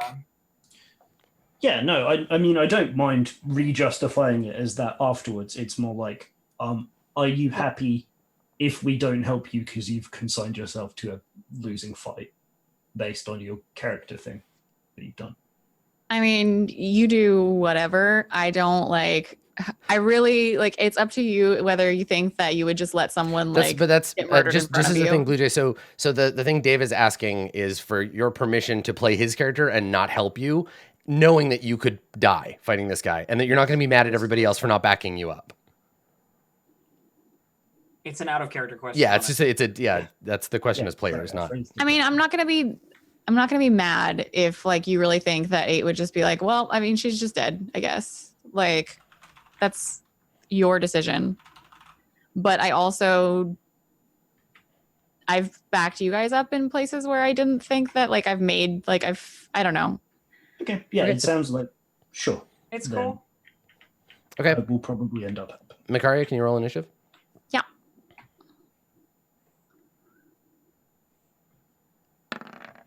Should I and Jewel also roll something? We might as well. We might as well get initiative from everybody. Just in case we're doing stuff here. My Zambo. So while everybody's rolling initiative, we cut to a scene of the yawning portal. Right now, we can see everybody in the yawning portal. We see noble ladies and men. We see adventurers. We see everybody like drinking and talking, but we can't see any of their faces. They're all like faced away from the camera, weirdly. And sitting at the bar, we see Calabash, and he's leaning on the bar and he's talking to Durnan. We can't see Durnan's face, and he's just like, I see your magic tricking him, fill the room with magic sparkles, and he just got cold and a fire. I made a spell happen, and it got sent back here. And we turn, and as he leans back, we see that it's Durnan's body, but he has Halaster's face. And Halaster Durnan leans over and like looks at him, and he's like, and then what happened? And he leans back and he waves his arm, and we turn and we see everyone in the yawning portal has Halaster's face. We see like a beautiful, like a buxom courtesan with Halaster's face. It's like a fucking Aphex Twin music video.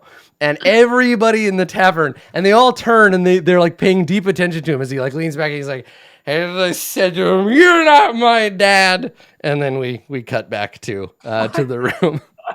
So listen, you get stuck in a alternate dimension, it's gonna go bad for you. All right, so Makaria, you are first. Okay. I am gonna go get up in his face and do my touch business. Okay.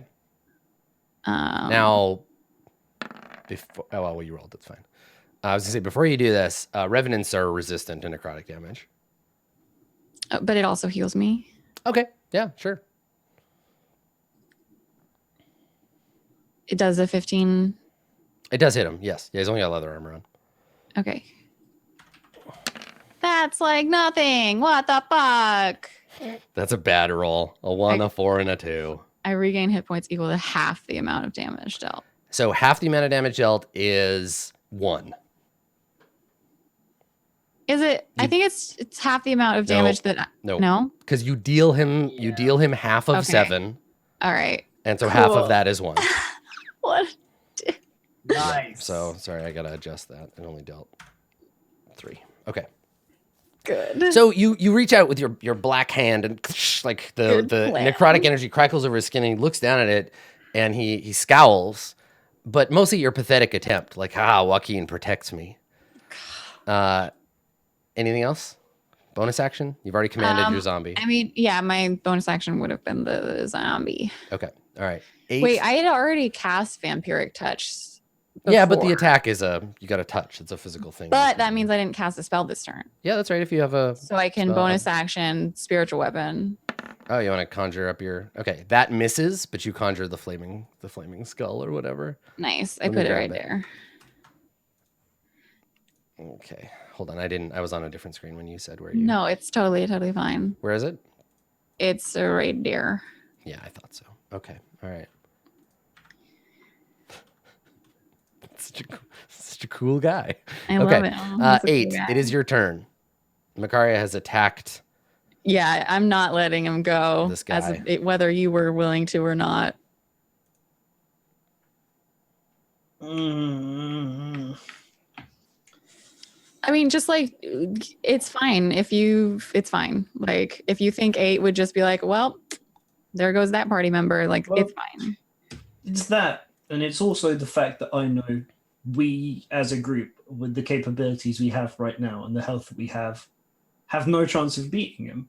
He will like kill the whole party. So that's what makes it a more difficult decision on top of not wanting to. Like 8, we could make it a roll. You could try to convince Makaria not to fight him, right? You could be like, Makaria, stop this foolishness. If Makaria, you think a persuade check might work? Yes, would be my first pull. Makaria, could you be persuaded by 8 that you're being a dumbass? Knowing what you know, and the fact that you just like totally whiffed that vampiric touch. Oh God, that she's such a piece of shit. I don't know. Yeah, but people can change. I think I would like to suggest that you give 8 a shot at convincing you. Yeah. I mean, yes. Like there's room to be persuaded if she just sees herself make like absolutely no headway on this guy. Yeah, Sure. and part of this, like for folks who are in chat, like this doesn't feel like an awkward situation to me. Like this is just like when Dave shot the dragon. Like we want to play our characters, but we also want to be players who are respecting each other's performance of the characters and knowing that we're on a team and like talk that stuff out. So Not DC 45. What's the DC, Makaria? DC I usually default to whatever your like 10 plus your wisdom modifier. Yeah, that'd be 14. Okay. 8, what do you say?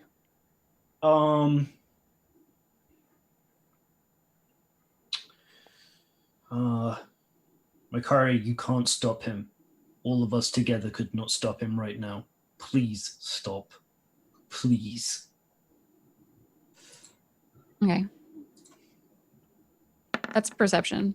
Yeah, try that again. That's even worse. My persuasion is a loss. Whoa! Fuck yeah! I think it was the please that really Yeah. sold it, you know? Jesus. Okay. With a cherry on top. All right. Yes. Makaria looks down at her hand, which just did like it's glowing with like this like green black like oozing disgusting necrotic energy, which just did basically nothing to this guy. Mm-hmm. And then she looks back at him and she's like, "Fine, to your death then." And like acts like it's totally her decision to let him go. I've chosen to let you go. Yeah, I've chosen to let him go. Yeah, it's definitely not because he could murder all of us. Okay. So we'll see if that persuades him as well. 8, are you gonna move? Do you want to do anything with the rest of your turn? I mean, like it's all kind of happening. No, I just stand and I just Hope. I do say a please. Yeah. Okay. And I just hope that when Nakara gets the opportunity to act, she'll actually turn true. around, Yeah. as opposed to pretending, like, which is still not outside of the realm possibility in 8's head. It's like, fine, I'll let you go. I just like turn around and try to take it. Rin, do you want to move out into the room to take a look, or? Yeah, I'm definitely Okay. like, what the fuck is happening? What are these nerds doing? And then it looks like everybody's kind of at a standstill right now, so I don't think I'll like act. I mean, I've been magicking all over the place. But I mean, yeah, but Yeah, you walk into a tense situation. Yeah, you get a pretty good read on it. Okay. Okay, all right. So Haleth on his turn looks at you, Makaria. We hear the creak of like his fist on the leather grip of the hammer or on the mace, and he says, "I owed you a debt for dragging me up out of that pit. Your life is my repayment." And he walks away. I want to fucking murder him. But obviously, that's not in the cards. Yeah. I have 7 hit points. Jewel, what do you want to do? She sneaks us around. Shoot it with my short bow in the back. And he moves. I didn't do it. I don't know who shot you. Okay, I roll. She stealths. 29. Nice. Okay, so you take the hide action and then you can move. Yeah, she will hide and then she moves to see what the heck is like going on, and she's like hiding behind the like dead body of the zombie. Okay. All right. Makaria, your zombie chases after him. But it's too slow. Yeah, it's just like you all stop fighting, but the zombie doesn't understand any of the other stuff that's going on, so he's just like, "Ugh," like shambles after him. Your turn, Makaria. What do you want to tell the zombie to stop? Yes. Okay. I drop my spells and I pat my little skull on the head and dismiss it and tell the zombie to come back. And Okay. Yeah, the zombie returns. All right, so combat is resolved. All right. don't run across a creature like that very often. No, you don't. I certainly hope he does not get his vengeance before I get to examine him more closely. A relationship between a character like Galeth Hark or Halethgark or Garrus Vicarian or whatever the fuck his name is, and Makaria would be so fucked up because for the only reason to keep him alive is to prevent him from getting the one thing he wants most in the universe. He'd be like, no, you can't have it. All in good time, my love. Yeah, oof. It's a nightmare. What happens to a revenant if they can't get what they wanted? Like if you wanted revenge and all of his guys die, the people who want revenge on, if they die of old age. Oh, yeah, I don't know. Happens? Disappears. I think they just die, right? They only have like a certain amount of time to get what they want. I'm gonna look.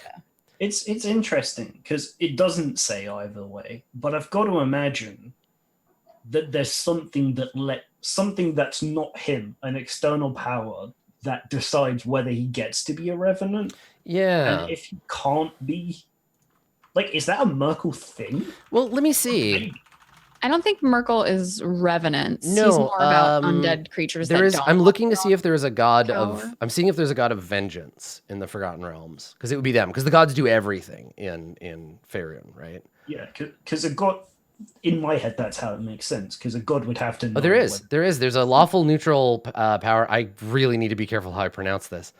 I think his name is Hor. Hor? I think that's his name. It's spelled Hoar. Like yep. Horfrost? It's pronounced Hor. Hor the Doombringer. He was an exarch of Bane. He is the vengeful deity of retribution, invoked by those who seek to repay an eye for an eye. He's a lawful neutral god of revenge and retribution.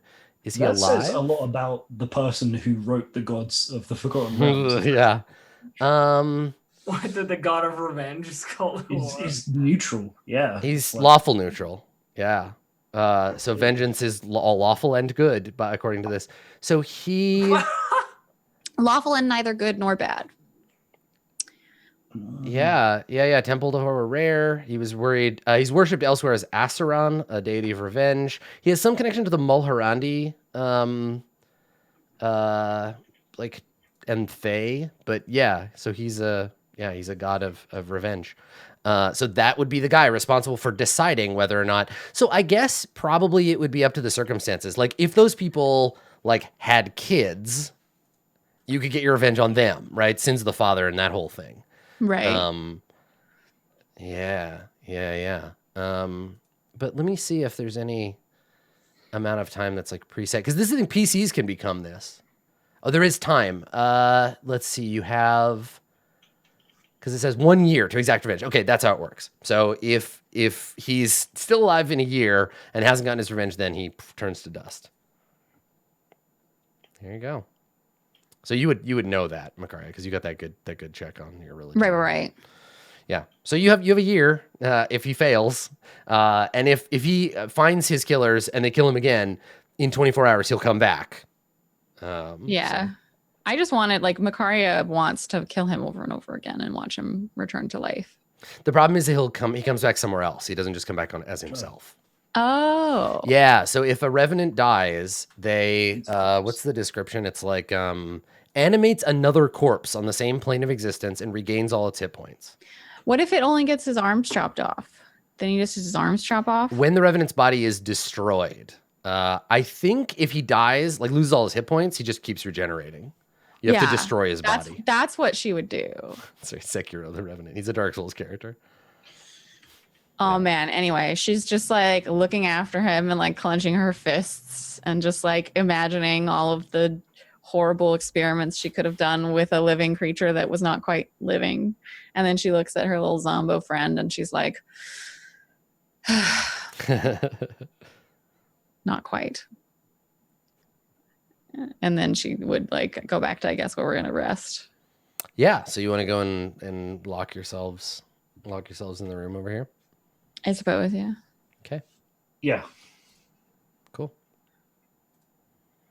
All right. Yeah, the door doesn't have a lock, but it shuts. And it does have that cool warning on it that says don't come in here if you're not Halaster. So. I mean, and there's a big old chest and a bed that we could push in front of it if we want to make it more like safe. Secure, but also I can just cast Liamon's tiny hut and then we're safe. Yeah. A tiny hut. All of it. It's multi-layered protection. That's Hut. You're in a room. Will you're in a you hut, at the in a very- room, in a dungeon, In a dungeon, in a mountain. in a city, at the bottom of the sea. Will you, at the very least, allow my friend to rest in the hut with us? You mean your stinking, Please. disgusting, dead the zombie? the friend? zombie waves at you. No, Why not? because it'll be perfectly safe outside. I turn Also, over to I don't my- want to exist in a 10-foot space with a zombie. Ah, fine. Play dead over there. And I point to the wall and it just like goes over there and like slumps down and takes a sleepy bye. Meh. Falls down. Okay. All right. Yeah, in this room, you're far enough away from like the hubbub of the market that anything that would wander this way would be attracted to that instead. So you have several moments strung together. You have 8 hours worth of moments to get that rest you need. So everybody gets a long rest. Yeah. You recover all your hit dice and shit. Well, not all of them. You get half your hit dice. Yeah. Not great, but Yeah, but you'll get them rest back. So fade to black, fade back up, and everybody's like tightening the straps on their armor, and the zombie is still pretending to be dead in the corner. What would you like to do? The tiny hut is dispelled. That's right. I tell my idiot Zambo to wake up. He gets up. Joel like points at the circle. Oh yeah, everybody gets experience. Right. So let me divide. I'm not going to count Gareth Vicarian or whatever. I'm not going to count him for fighting the mimic because he actively was like, no, do it yourselves. oh yeah, man. So everybody gets 112 experience for that. Jewel, you get an extra 250 for opening the locked chest. Heck yeah, And I do. 8, I'm going to give you credit for defeating the Revenant by diffusing the Makaria situation. So you get another 250. Sure. So sorry, we get to start with 122? 112. 112. Oh, 112. Okay. Yeah, 112 for everybody. Then Jewel and 8 get another 250.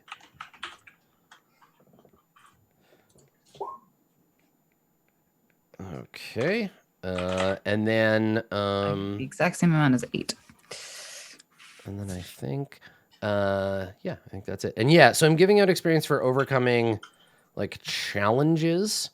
There was a trap in the chest. So getting the crown there wasn't a challenge. There was nothing bad that could happen there. There was a trap in the chest. There was, yeah. There was a magical trap. If you had failed that roll, you would have gotten electrocuted. Oh, I figured there was something with the whole like spark thing. Yeah. Yeah, No, there you yeah, go. yeah. Them gloves of thievery, weird looking paws, but Yeah. Oh, Dave, when you added to Elf's number, Elf was above us before. Oh, sorry. Yeah, don't you all have slightly different experience points now. Do it to yourself. I just my bad. Yeah, no, it's cool. It's fine. We went from very fiat, like finish a chapter, get a level thing, to like actively tracking. It's been a while, so. You should be at the same amount as me because I got 250 for something previously. Okay, so I will restart. okay. I'll restart the long rest counter. You now have to wait 24 hours before taking another long rest. Okay, we have but 8921. Right. It's actually 8911 because I did 122 when it was 112. So 8911. well, Did you have a question, Blue Jay? anywho, It sounded Oh, like you had a question. it was. I don't remember. Okay. I honestly don't remember. Okay, that's fine. I think it was about experience points. Was it, can I have some more? The answer is no. All right. No. So the reason the 24 hours thing is you can take a long rest once every 24-hour period, and that period starts at the end of the last long rest you took. So you have to wait now another 24. Well, but like if the long rest is included in the 24 it is hour not. period. It is not. It's absolutely not. It's from the end of one long rest to the beginning of the next. So it's No, not but- really like sleeping. But the 8 hour, I don't think that the 8 hour period of the long rest, like if you can take a long rest me once look. every 24 hour period, the beginning of that long rest is inside of the 24 hour period, not So outside. that would otherwise mean we're awake for 24 hours at a No, time. no. You can sleep, but you can't benefit from the mechanical advantages of a long rest. It says a character can't benefit from more than one long rest in a 24-hour period. Well, exactly, but that long rest, the 8 hours But of the long rest, no, but is you don't get the included. benefits. You don't get the benefits of the long rest until the end of the long rest. Well, the new 24 hours starts at the end, but the Yes. start of the long rest is inside of the 24 hours.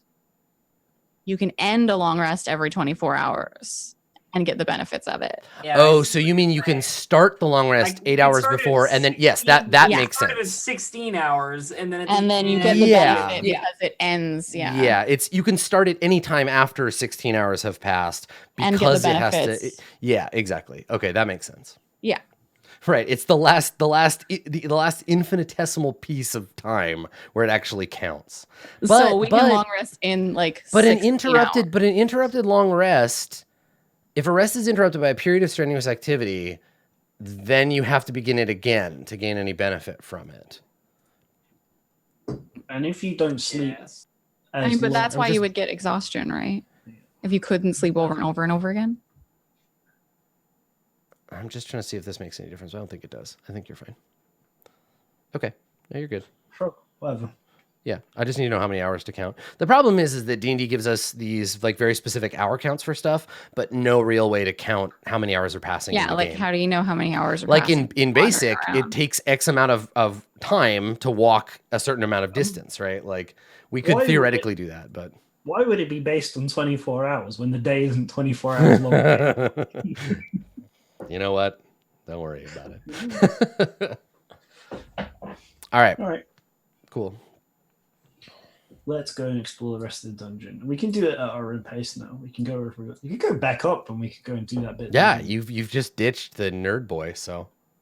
Nah, there's more interesting stuff on this level. Like Jewel is genuinely pointing at the summoning circle and being like, "Are we doing this now, or do we want to not do this now?"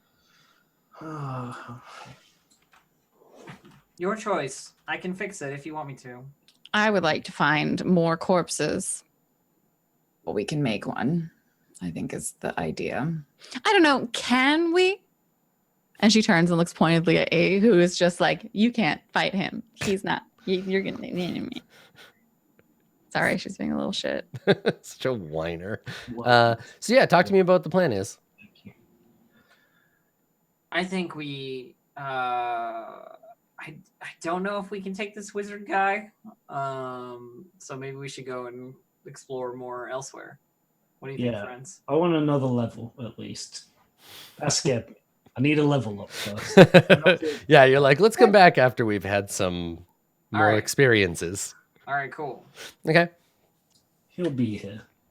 Or wherever he is. All right. So there's the pump room. There's the Goblin Market. There's another northwest exit from the pump room, and there's the Yeah, door this is- over here. Door. I think that's where Jules headed. She's I figured that's the good one, yeah. Good shout, Jewel.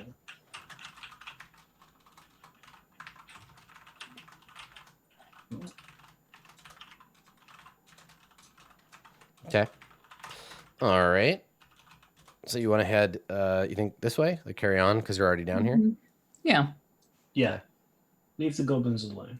They're just having a lovely time by themselves. I don't want to ruin it. So Oops. Okay. All right. So you approach this door. What are you gonna do?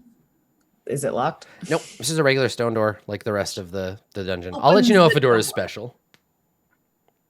Jewel, open the door. Okay. All right. You open the door. Beyond, let me read the description of the next room for you. So beyond that doorway, there is another workshop. This workshop reeks of rotting flesh and ozone. Odd metal instruments rest atop tables, along with several loose scraps of parchment laying about. There's an exit from the room up here. Oh. Jewel opens the door and I can smell the smell of like death and decay. Rotting flesh and like lightning strikes. Oh. Is it clear where the smell of rotting flesh is coming from? Everywhere. But are there like It suffuses the It's area. coming from Macaria. Let's okay? Like, Yeah. there's not like a body. Yeah, or when something. you okay, so Jewel, you're like, oh, where's that smell coming from? And you look over and there's a zombie standing next to you. He's like, ah. Yeah.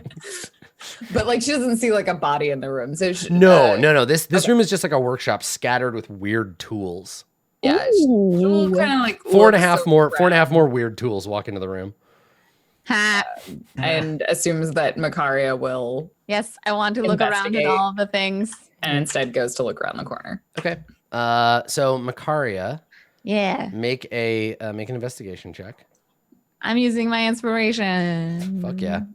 Because, oops, I forgot to use my inspiration. I'm using my inspiration. I didn't use my inspiration. Okay. 16. All right. So the only thing of real interest here, you don't understand what any of these tools are. There's a lot of copper, like rods. There's like a length of wire that's like burnt and melted. There's bits of like dried or burnt flesh on the end of a lot of these spiked like implements.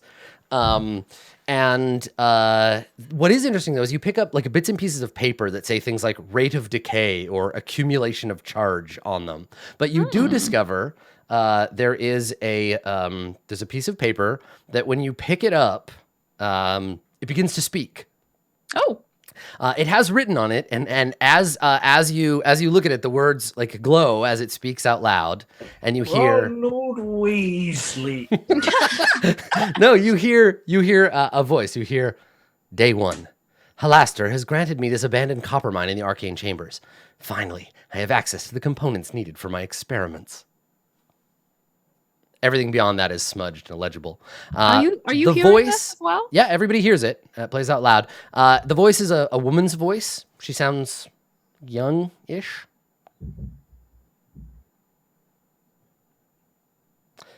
Yeah. Oh. So, Jewel, you can see into this other room, right? Mm-hmm. Okay. So in that room, 12 wooden barrels covered in dust rest against the walls. There's something in here. I'm checking it. All right. She would like to go up to one of these barrels. Okay. Zombies in a barrel. It's like a barrel full of monkeys. There's also a hallway going this way. But yeah, through here, there's just barrels, like a dozen barrels in the room, all standing up against the walls. Yeah, they're wooden, they're sealed. They don't seem like marked in any way. And there's a door on the other end of the room. This door is unusual because it is like the other doors, but it's got big copper plates riveted to it. It appears that the woman who just spoke through this paper was studying the interactions of electricity on decay of flesh. Joel, So So May I make an inference that Jewel, real quick before Rin, you speak. Over here, on the wall directly opposite you, there is a hammock. The hammock is laden with blankets and hangs from an anchor, right there. Is it empty? I mean, I guess it's It's hard to tell. Yeah, it's got blankets, so it's like right So here. on this one? Yeah, right there. Okay. In which case, then Jules gonna quietly move towards it. Okay. Do you want me to roll stealth? Yes, please. I would just personally, and I'm like trying to like keep it on a level if I see that Jules like sneaking. Okay. You actually can't see Jewel doing anything. She's very Okay, well, I sneaky. could when I was over here. freaking invisible. All right, so Jewel, you sneak up to the hammock. The hammock does appear to have like stuff in it, but that stuff does not appear to be a person. It's like it's like a Ferris Bueller's Day Off situation. Yeah. She like relaxes a little bit and she's gonna kind of pick through some of the blankets just to see if like what's in it. Tucked into the folds of the hammock's moldy blankets is another page from the log. So you pick it up and it begins to speak. Day 3. I no longer trust the other apprentices. What they see as mysticism, I know to be science. I can't stand their incantations and their mutterings any longer. If any of them try to intrude on my laboratory again, they're in for a truly shocking surprise. And then it fades away. I There's wouldn't touch that door. There's an out of game inference that I want to make here, Adam. That she's trying to suffuse dead flesh with life via electricity in some Frankensteinian method. I don't know if that's something that I would cue into as well. Make an Arcana check. Okay. I mean, but it's not Arcana. It is Arcana. It totally is. That's Arcana. 23. Okay, you remember the lore, though in your head you can't remember if the title refers to the titular character or the monster he created. Yeah. So Dr. Frankenstone, an ancient arcanologist, a transmuter and necromancer who maybe originated the first flesh golem. The rituals to create a flesh golem do require massive amounts of lightning or electricity. Just so everyone is aware what we may be walking into here, the smell lead me to believe that this may be someone's attempt at resurrecting the dead with electric power, as it were. Didn't I just say that? Not the dead like you resurrect them, but I mean constructs like golems made of flesh. It's such a weird thing because they have electricity, but they don't have ways that are not magic to manipulate electricity. They don't know about conduction. I mean, obviously they do, because she's got like there's copper a copper door that's got electricity. Then why don't they have like lights? It doesn't make sense. Yeah, it really doesn't. It doesn't make sense. This conversation is happening. Jewel like takes out her crowbar and she's gonna pop one of the barrels open. Okay, yeah, perfect. So you come over to the barrel and you jam your crowbar in there. You're not hiding anymore because it takes like effort to do this. So you jam it in there and you pop the lid off of the fully prepared for electricity. Or The barrel is full of a ghoul which shrieks and leaps out of the barrel at you. Several of the other barrels in the room explode. Angry ghouls leaping forth. The ghouls all have like copper rods jammed like into their head and into their limbs, and they move like in a jerky fashion. But yeah, you jam the thing and you pop up and you see this hideous face looking up at you, and he's just like and like jumps out and attacks. So Jewel was expecting something to come out of this. She was like, I want to find out what's inside. Yeah, so I love preserved zombies. Everybody else make because Jewel was being very, very surreptitious about this. Everybody else make a I'm so sorry. Like what's a wisdom saving throw? We'll say like DC 12. If you succeed, you can have a turn on the first turn. Otherwise, it's just the ghouls and Jewel. Jewel and the ghouls. All right, so Rin, you're just like, okay. Why did you make 2? I didn't see that it rolled. Yeah, it's okay. So you got a 6. I got a 6. Yeah, I don't know. Okay. Fucking- Oh, I'm in the I was sorry. I middle of You don't rolled have to initiative. roll. Yeah, Makaria. It's because I'm in the middle of explaining. Yeah, I got a right? 19. You're like, stuff. that sounds fascinating. I'm gonna see what's in there. All right, everybody roll initiative anyway. And I think that Rin, you're in the middle of explaining your story, and so you, Because I think in Jules' mind, she was like, "There's something in the barrel. It might jump out at me. Might be just more body parts." But the trap she was expecting on the door and not the barrel. Yeah. So Makaria, looking upon these creatures, you see that science hath wrought a greater form of undead than even your magic could conjure. These creatures are no mere zombies. They have a glimmer of hungry intelligence in their eyes. The zombie looks at you like, we get this moment of like the ghoul and the zombie is like, your man, and the ghoul is like the guy that Merkel says not to worry about. Chad Ghoul first. All right. So, Elf, I saw in chat, you noticed that it only took 3 days for this apprentice to be like, I hate all the others. We noticed that. We noticed that during prep too. Yeah. Headcanon? Day These are the 3. other apprentices. Yeah. Day 3. I hate them all. Like, in my mind, she turned them all into ghouls. All right. So, Jewel. I mean, like, how long would it take Makaria to hate everyone? Like a second? You were born hating everyone. Jewel, it's your turn. A ghoul burst out of the thing, but you have a turn. So Cool. Yeah. Jules' first plan drops crowbar, pulls out short sword, stabs ghoul okay. Dual on Ghoul combat. with a 23. I love Jewel on ghoul. You hit it. For 19 damage. All right, you don't kill it, but you definitely. I'm sorry, it's pronounced ghoul. Yeah, It's pronounced goal. yeah, Ghoul? they're pronounced Her name is jewels. actually Ghoul. I didn't know if you knew that. Right. It's not- a GIF situation. Yeah, yeah. All right, so yeah, you strike it. You deal 19 damage. The thing is like slammed back against the wall by your sword attack. I mean, she's got no real reason not to stay here. So, bonus action, can I draw my dagger? Yeah, sure. Okay.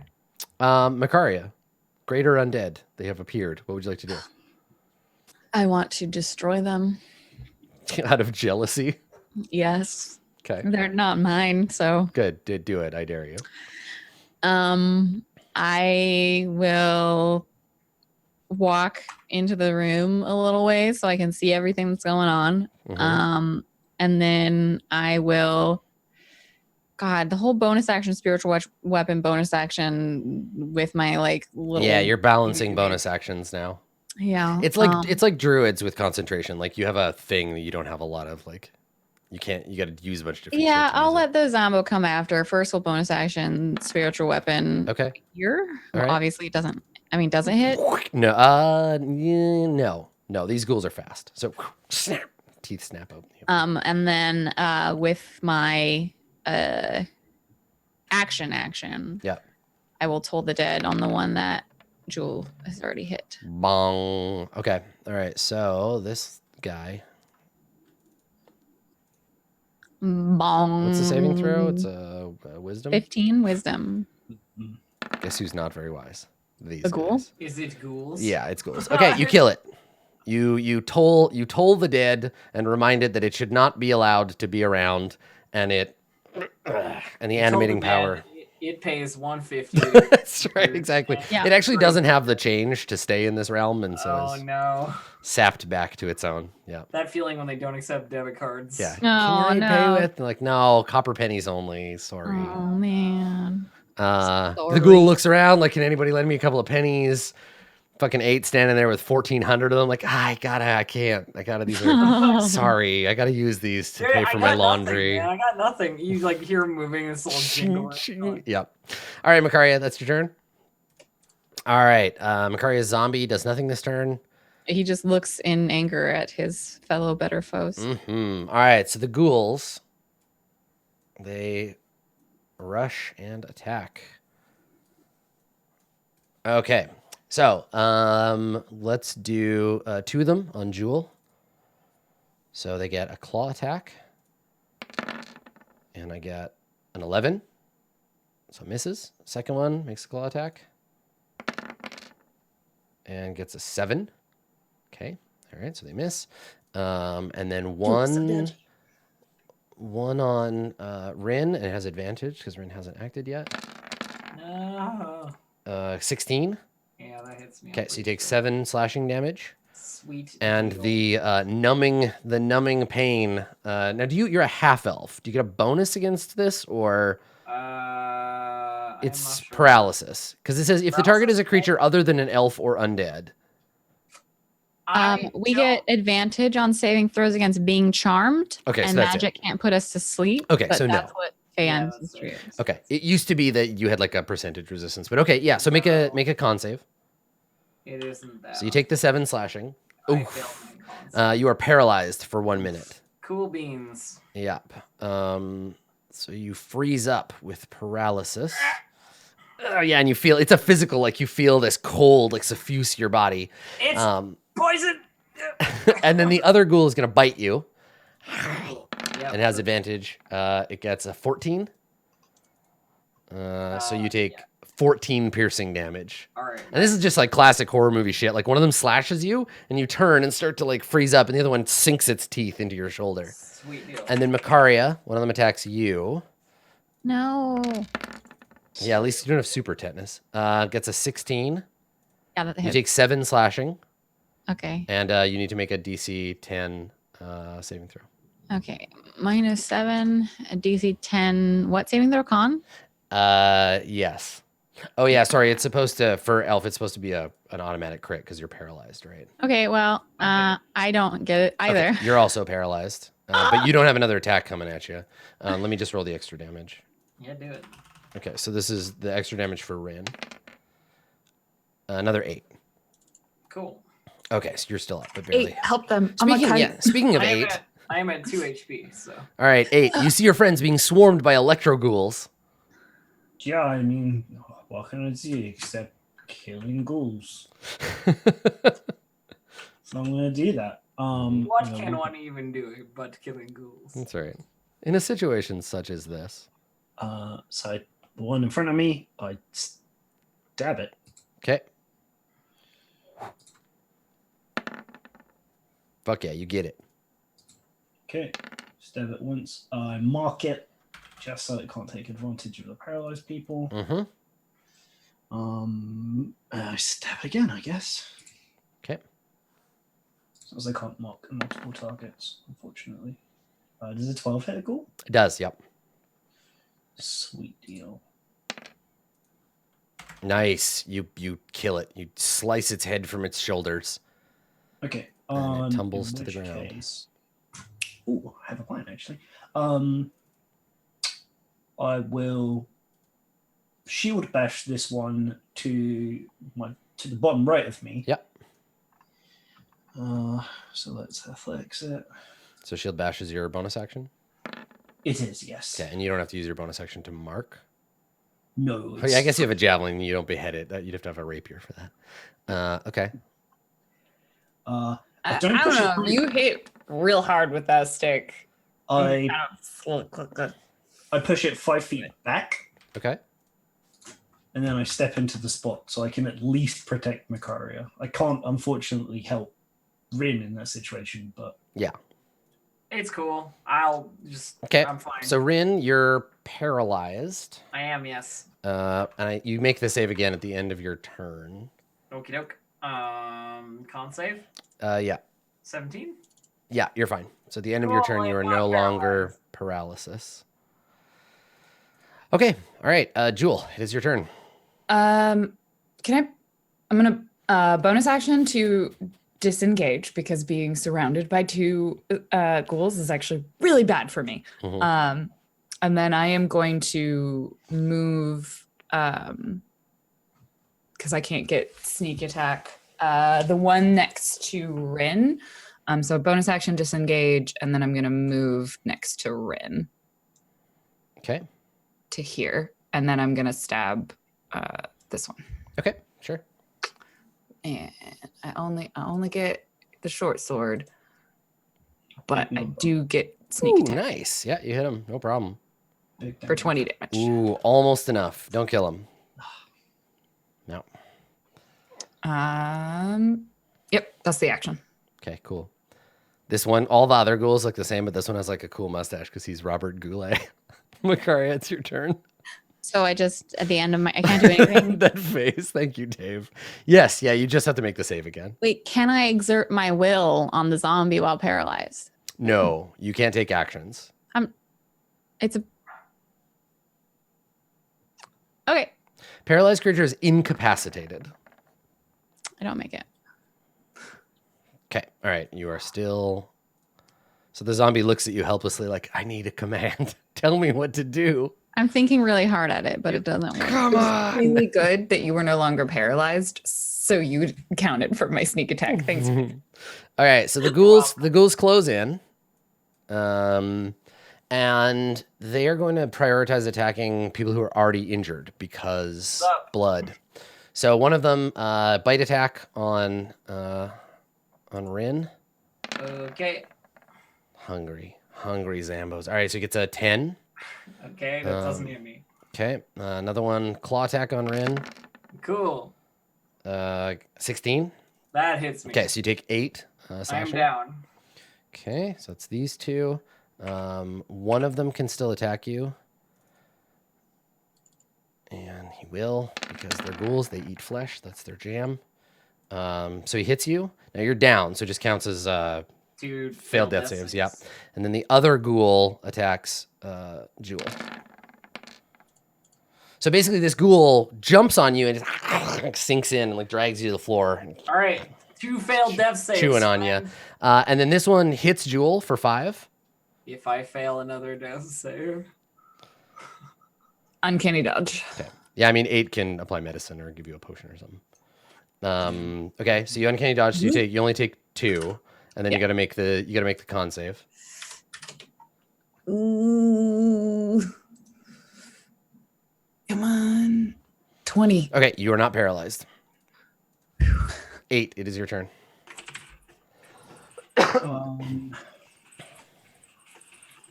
Okay.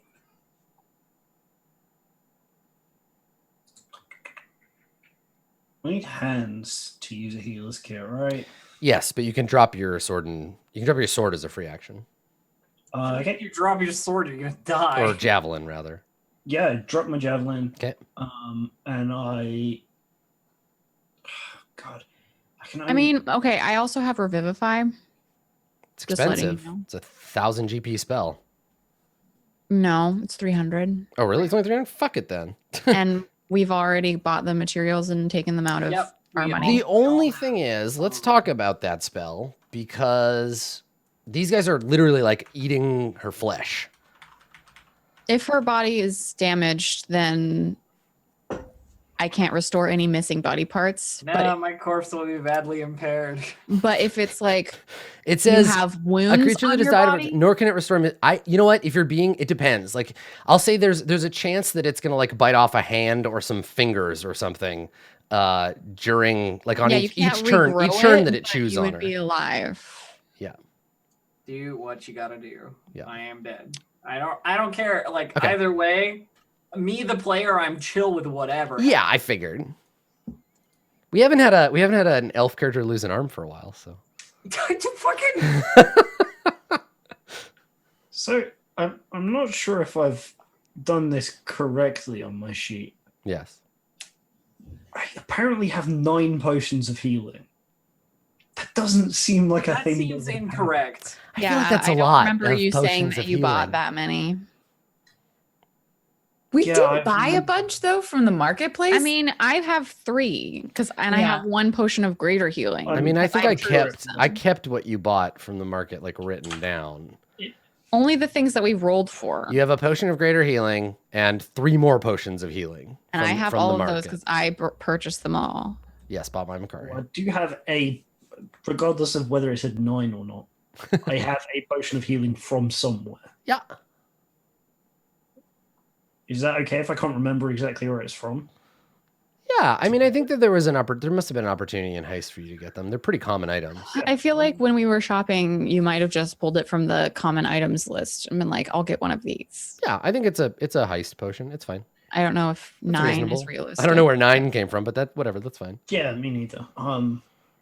Having that many is not even that broken because you can only apply one at a time. It's not like you can like fucking 6-pack shotgun them, so it's fine. I feel like we should be able If to. they were in though. aluminum containers and you had like a key, I would fully allow you to shotgun a potion like as a bonus action, but not in this case. You have to make a con I save am not to gonna choke on set it, up but for that. Okay, I am Aria would be going to our neighbors, getting them to Alright, make alright, aluminum right. cans. Good. I'm healing Room of the Healing Potion. okay, all right. Okay, healing potion. Okay. There you go. 7 points. Thank you. All right. So to do it, you will have to drop your javelin, but as part of the rest of your turn, you're taking your bag off, taking the potion out, and feeding it to Rin. Okay, Rin, it is your turn. You're prone. There is a ghoul. Literally, like, 8's got his hand on the ghoul's face, pushing it away because it's trying to eat you. And it's still got, like, your blood all over its face. I disengage Yeah, okay. and move half the distance away because that's what I can do because I have to get up Yeah, disengage, stand I up, hear- and just fuck right off. Oh, God. here. Basically, I don't really feel like getting eaten again, and it Yeah. seems pointless for me to stay in the front line with my 13 AC. So All right, Jewel. You are A, surrounded by ghouls. B, the ghouls have no fleshy target nearby, so you're going to get all their attacks. Yep. Okay. So I got a bunch of actions. Yeah, you are a rogue. That's true. I can do some stuff. So the first one is the only one I can get sneak attack is the one in front of 8. Okay. Because 8's within 5 Right, feet and of that it. one hasn't been injured yet. And it hasn't been injured yet. And this was the one that had been injured, correct? Yes, correct. That one's pretty badly messed up. Okay. So I am going to offhand dagger that one that has been injured. Okay. And hope to finish it off and then get the one that 8 did. Nice. Yeah, good call. Unfortunately, that does put me very close to 2 of them. Oh, do I want to move away instead? Yeah, take right. You've only got so many AOs. bonus things you can do. Do you know Yeah. what would be really good in this fight? What? Like, really effective as a weapon? Mace Disruption. Right? Like we go straight from having your Mace of Disruption stolen to having to we fight had ghouls. 2, didn't we? No, you had an option to buy another one. Oh, and we didn't. Okay. Yeah, it's Kari's just gonna go. Okay, I'm just sitting there on gonna the shelf. start by Just waiting for maybe you. hoping I can finish one of them off. So let's attack it because in worst case scenario, I'll disengage as my bonus action instead and move away. Yeah, Bone Smasher. All right, so I'm attacking the one in front of 8. Okay. Regular short sword, just going for it. Nice. 26. For 21 damage. Super dead. Just Yes. sword through the Got one of face. Shink. No. I was going for the one in front of 8 because that's the only one I can. Kills that one. Oh no, you're 1 hit point shy of killing that one. Oh damn. Okay. So this was me not knowing my right from my left. Okay. Yeah, So that one has So you slash it. You cut pretty damn deep, like right to the spine from the front, but it So doesn't. That it one doesn't won't go be able down. to take AOs, but the other 2 will. Right, because the one you I'm- attack can't attack of opportunity to you. Yeah. There are yeah, 3. so- 3 of them currently. but in range. there's too many. I'm going to bonus action disengage because I think that's safer and move back in line with Macaria. So at the very least, there's 2 targets. Yeah. Okay. Yeah. All right. Macaria, would you like to try to make your saving throw? You got this. So paralyzed. You're just like, I can just imagine the internal monologue is just rage screaming. Macaria hates not getting what she wants. You see the zombie behind me like flinch. Yeah. Just waves of psychic putrescence just waft off of you. All right. So the ghouls, they're going to rush towards fleshy targets. So they all, yeah. Well, so one of them is going to attack Macaria. And then the other 3 will have to just try to get through 8. So a bite attack on Macaria. I have advantage if it's a hit. Not allowed attacks around corners.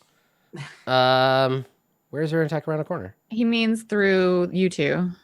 Like this one. That's is not an getting attack me. around a corner. Yeah, so Oh, so sorry, not this this one's one. attacking, and then the other. That three one's are- attacking there, and then It's not these attacking me. three attack you. Yeah, yeah. It's okay. Dave Yeah. thought this one was attacking around the corner. Oh no. Yeah. Okay, so it's 17. So it's a hit. So Makari, you take. Which means it's a crit. Yeah, so you take another 2d6 on top of this. So you're gonna take. Oh, you're lucky. 14. 14 damage. Okay.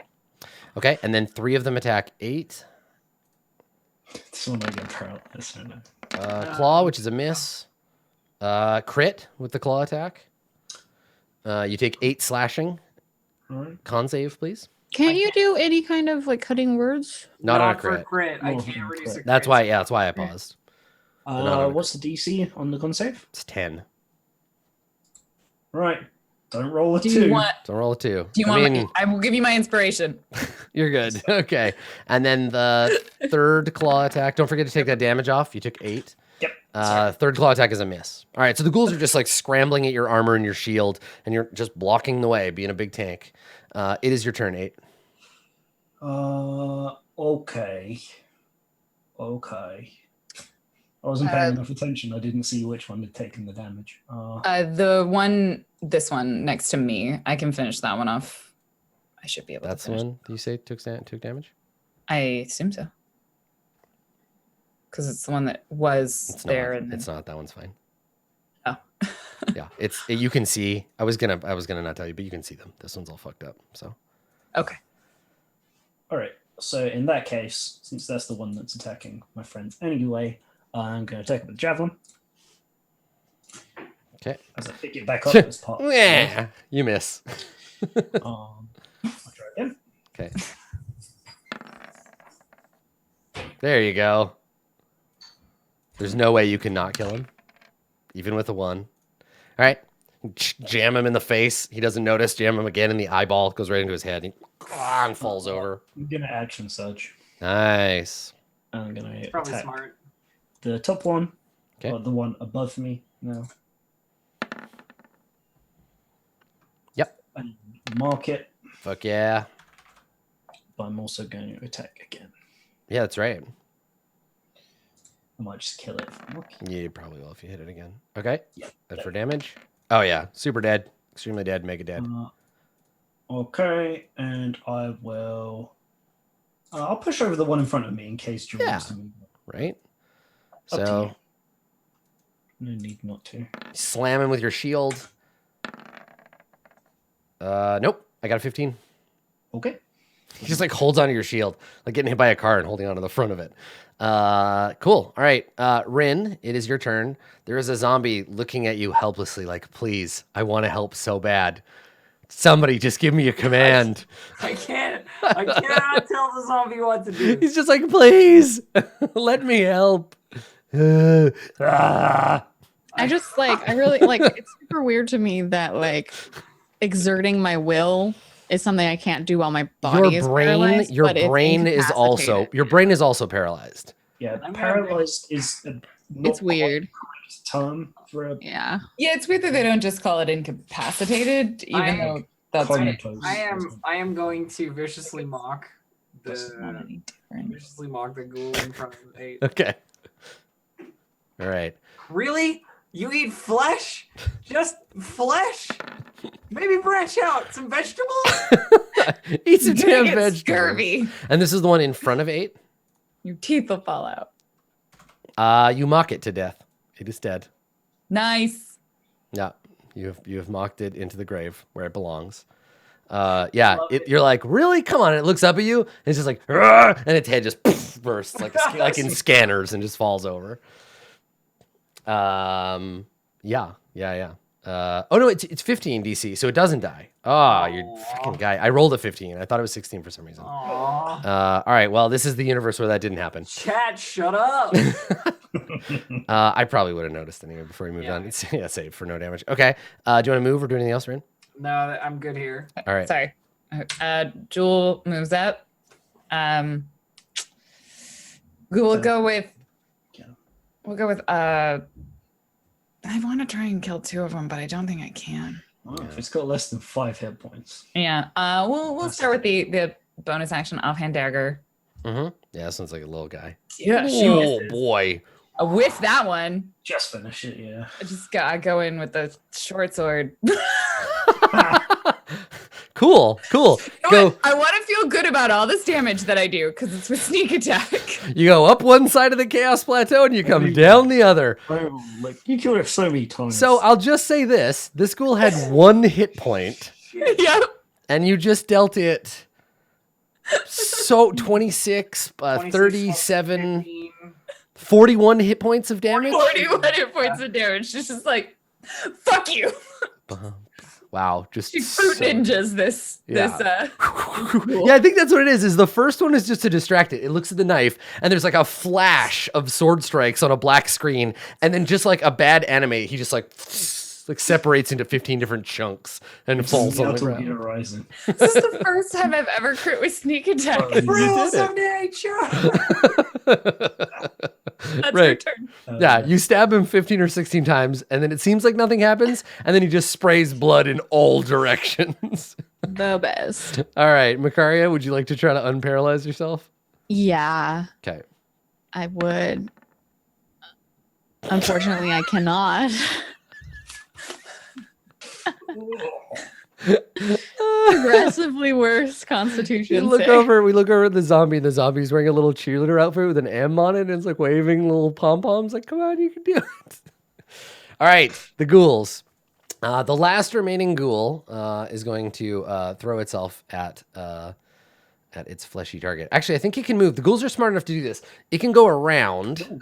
Yeah, it can go around, stay in your attack radius, and then go after Jewel instead. Yeah, and these guys aren't stupid, so... well, they're a little stupid, but yeah. I should paint myself flesh colored in the future so they don't know. All right, it misses anyway. 8, you want to try to finish this thing off? Yeah, I'd love to. Stab you once. Stab. That is, as you imagine, a hit. Okay. And stabby. Okay, I mark it just in case I screw Yeah, it that's a up. good call. Yeah, Okay, yeah, hit it. And, oh, you good on the mark. You do not kill it. Rin, do you want to try it again? Round 2? Of course I do. Mock that ghoul. All right. Four psychic damage. All right, we'll here- say something about his gross crooked teeth. and Aw. Whatever. All right, here we go. Wisdom save for the ghoul. He gets a 19. Damn it! All right, Jewel? I mean, it's in front of her. Mm-hmm. Let's do it. You miss. 11. Ugh. Okay. 20. There you go. All right. For 10 damage. All right, it's very dead. You kill it. It's toast. Dead. Thump, thump. Makaria, would you like to make a saving throw? Yeah, just for shits and giggles, I Yeah, do guess. There it is. Yay. Finally, the fight is over, and Makari's like, "Ooh, boy, you can feel your control The coming back to your second her muscles." jaw like unclenches, she like jerks forward a little bit from like having tried to like will Mhm. herself so much, and like she just like tolls the dead on one of the corpses. Bong, bong, bong, bong. Good, perfect, good. The electro ghouls have been defeated. You Right. did it. You did it. Juliet cleaning off her dagger. I was not expecting ghouls to pop out of the barrels. I was. Next Oh, time, maybe you should warn us. Why would you not expect there be dead things in the dead things smelling hallway? Well, I thought they would Jewel, how dead. about you go touch that Dead. definitely not electrified copper door with your bare hands, if you please. I am going to investigate this door, but I don't intend to electrocute it. Not because you said Yeah, I'm gonna look at this door, but not because you told I me. was to. already planning on doing was that already gonna. after I opened the barrels. God. All right. So, what's your passive perception, Jewel? 13? 14. 14? Okay, with a 14, as you approach, you hear a faint from the door, a faint humming sound. And in fact, when you hold your arms up, you can see your fur standing on end. Except not under her Yeah, gloves. not under the gloves. The gloves, it's like pressed flat and weird. But on your arms, you can see your fur sticking out. Jules gonna look around. She's not gonna touch anything. She's gonna look around and she wants to see if she can find what it's connected to and like disconnect it at all. Okay, yeah, make an investigation check. Is anyone helping her? I dare you to throw some I water will on help it. you. Okay. I've got another plan. Nice. 20. Okay. Whatever is powering this door is on the other side of the door. You can see no clear, like nothing attached to it on this side. But yeah, it's definitely like humming with power. Now, Jewel wouldn't have, as to continue the conversation we were having before, Jewel wouldn't have the same cultural context for it as we would. Like if you walked up to a metal door and you heard it humming, you'd be like, that door is electrified. I think it's reasonable to pass player knowledge on like that. But like, yeah, Jewel would have way less context. You just know it's dangerous. Let's push the zombie into it. No. Well, I can't see a way to disconnect it. There's another way down this hallway. Perhaps there's another way into that room that's not through an electrified door. Yeah, there might be a way around. Do ghouls have skin? Yeah, it's all like dry and like sucked to their bones, but they do. Can I use my animate dead spell to reanimate one of the ghouls? No, I think once something has been animated and then deanimated again, you can't. Yeah. Isn't it the rule for ghouls that like they have to have eaten human? Yes, I know. It's my favorite rule in any role-playing game, the rule of ghoul. The rule says, if you don't like a rule, then you will be eaten by ghouls. The rule of ghoul. They'll get you. They're going to fucking get you. Lore-wise, I thought the rule with ghouls is that they're only ghouls because they ate like sentient flesh. No, I think that's how you can get naturally occurring ghouls. Okay. Regular type ghouls can be brought up with necromancy and, All right. and Yeah, it's other. just a high level spell. It's like 6th level. Yeah, Jules gonna go down the corridor, but she's gonna wait until everyone else is coming. Yeah, around the corner, you can see, if you just like kind of peek over here, another hallway and a door. This one's just a stone door with no. But as a follow-up question, Yeah. well, I think I already know the answer. Mm-hmm. I can't like skin a ghoul. Yeah, you could with some like time and effort and a sharp knife. Okay, because if I A ghoul is like a zombie that someone put into like a Ron Popeil food dehydrator. So like its lips are all like Skeletor, but they've still got skin and like their eyes are all sunken in and weird. Yeah. do you know That would be really hard to skin. Yes, exactly. You'd have to like saw it away from the Like bone. if the skin is like dehydrated, you'd Yeah, probably and it'd be all damage it cracky a lot. Yeah. because you know the I know, flavor- rehydrate it like a raisin, and then the skin will like peel off of the bones and the flesh. So if you drag if you drag one of these ghouls back to the basin, throw it in the basin, pump a bunch of water on it, and then wait like an hour or so, then then it'll be just slough good, off and be gross.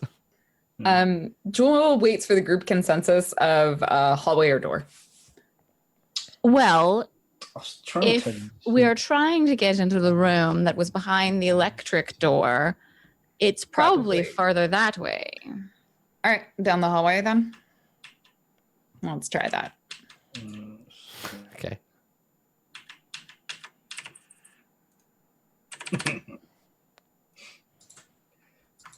Oh, Yeah, so as soon as you get to rub out there, you are spotted, and I will describe this room to you. The unfortunate part is my map doesn't load as quickly, so like Yeah. I'm like, Mhm. oh, there we go. You blunder into the hall. This is the first place you would have been able to see it anyway.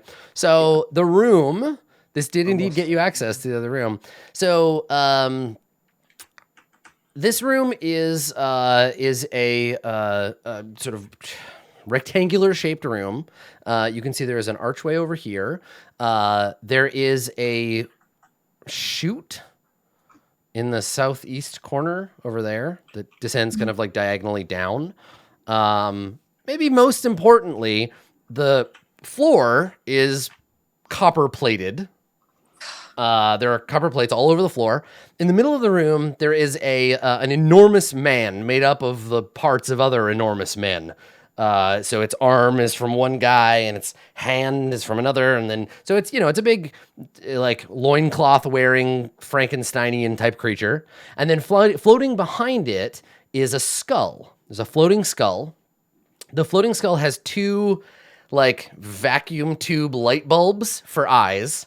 Seriously? The skull is plated. Yeah, the skull is plated in metal, and instead of having a fiery like aura, it is flickering with like lightning or flashes of lightning and stuff. Shit. And as it moves across the floor, it seems to be like levitating with the power of like lightning. It's like the engines on the spaceship from the Matrix, the hover vehicle. So it's like just like little lightning bolts jumping off of it. And when you come around the corner, the skull turns towards you and shrieks, "Intruders!" And we roll initiative. Why didn't you have a door on this side of the room? Right? It doesn't make any sense. Like that's Jewel yells that. Yep. As a question, Yes. I would not have actually lagged so far behind, but I was having a little trouble with lag. It's catching okay. up. I think it's reasonable to just put you like right behind the party. Okay, yeah. Why do you think? Okay. Yeah, I think where you are is good. All right. All right. I was trying to catch up, but Yeah, no, it's okay. Sorry, I'm trying to like not go too far forward as a player, but I know the This, you know what? It doesn't matter. This would have been the spot, right? Like you step out, and this is the first time you can see the room. to be clear, Jewel will not step on the copper floor. Yeah. No. So you can assume that the copper part of the room starts. That's a horrible idea. right there. Okay, everybody rolled initiative. Yeah. All right. So the floating electro skull Trenzia goes first, and Mine is just really low.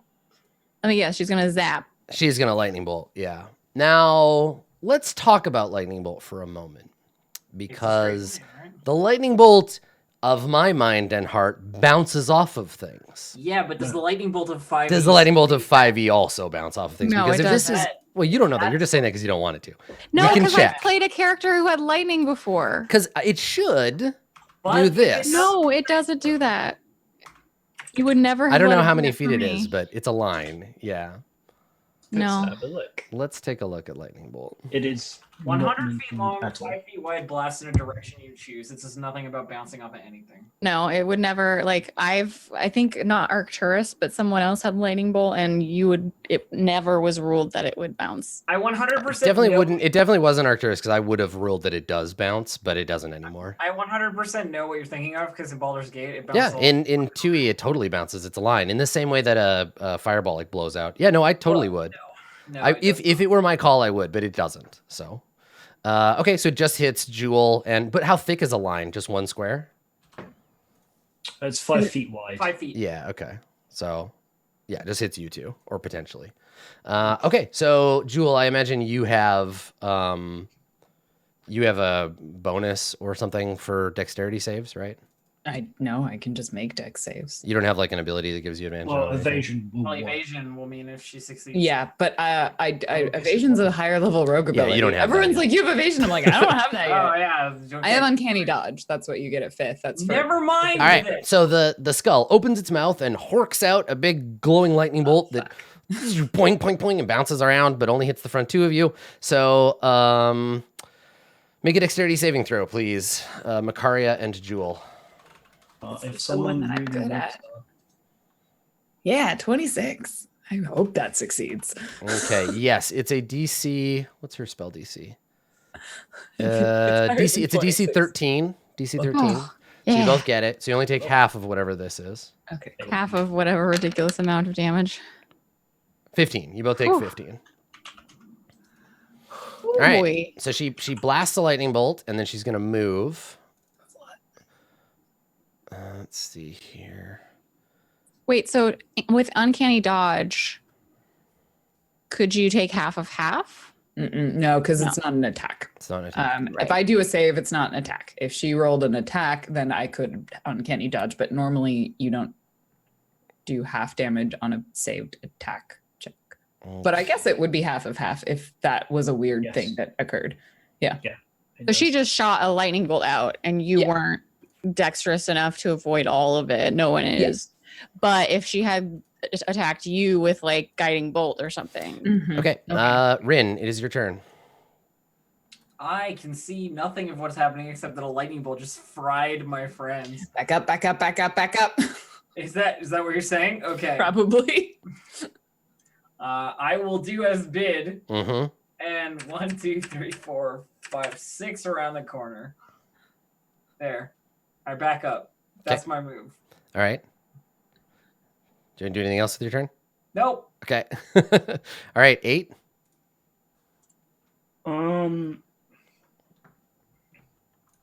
As much as I would love to go forward, I've not seen that the room's plated in copper. No. Shoot. I mean, you could still do ranged attacks, but dip back around the corner before you. But, I mean, the thing is, any damage we do to it, I don't know. I'm not going to say. Okay, so I'll try and move to protect the other two. So I got, excuse me, 5, 10, 15, 20, Okay. 25. I can't move around the corner. Right. So I move. I think once you're there, you would definitely see the copper floor. Mm-hmm. Yeah, you can see like the plating right here. Okay, I stay round the corner in that case. Yeah. And I ready in action if something comes round the corner to stab it, or something moves into range where I can hit it feasibly. Okay. Not knowing that Jewel can't move until after the thing because that doesn't make any sense to know. Okay. So the golem, the creature, shambles forward. What's his movement rate? So he looks up and he sees intruders and he's like, and he staggers towards you. And he swings his big fleshy arm. He gets 2 slam attacks. He staggers pretty quick. Yeah, he's a fast stagger. He's a regular stagger, actually. All right, so Jewel, here comes one. Big old arm. I got a 16. AC is 16, so okay. You take 13 bludgeoning damage. I will uncanny dodge that. Boom! And then he takes another swing. Big fist comes down. I got a 24. Oh, no. And you take a 10 from that one. Oh, Jewel goes to 0. Punch! Intruder punch! And yeah, and so he punches you and you fall down. Death save, Jewel? Yep, that was fast. All right, that's a success. Okay, all right, Makaria? Look I have a dead friend in front of me. This is so convenient for you. This is so I just crouched down and put my little hands around Jewel's throat and I just give it to her. No, just stick my thumbs in her head.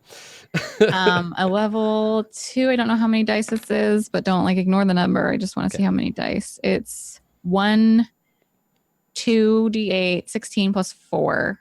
20 hit points. Thank you. Okay. And then I'm going to back the fuck up. Okay. Wait. You have your bonus action still. I have my bonus action. Sorry. I'll bonus action the spiritual weapon. What? You don't have a spiritual weapon. You got to cast it again. So, bonus action to cast my spiritual weapon. Sure. And where do you want it? Here? You just cast a spell. Oh yeah, sorry, you can't cast 2. Yeah. But I'm just like he's freaking out. Send some Boromir I'm so sorry. I don't want to send Zombor. Yeah, I should. That's the whole point. That's his job. I just love him so much. Don't get attached. I just love him so much. Okay. I will send the expendable meat sack. We are the players. Get him in there. I will send Zomboromir. Your love for this thing is misplaced as a fuck. To attack the flesh golem. I will direct him to stay off of the copper plating if possible. Okay. So I'm like, yo, he's right there. Don't step on that. Hit him lots of times with your stupid undead fists, and then I'll back up 2, 4, 5, 6. That's what I got. Okay. All right. And then your zombie, you commanded him to go and attack? Yeah. Okay. So he's going to stand there before the copper plating and then. All right. So he comes up and takes a swing at the flesh golem.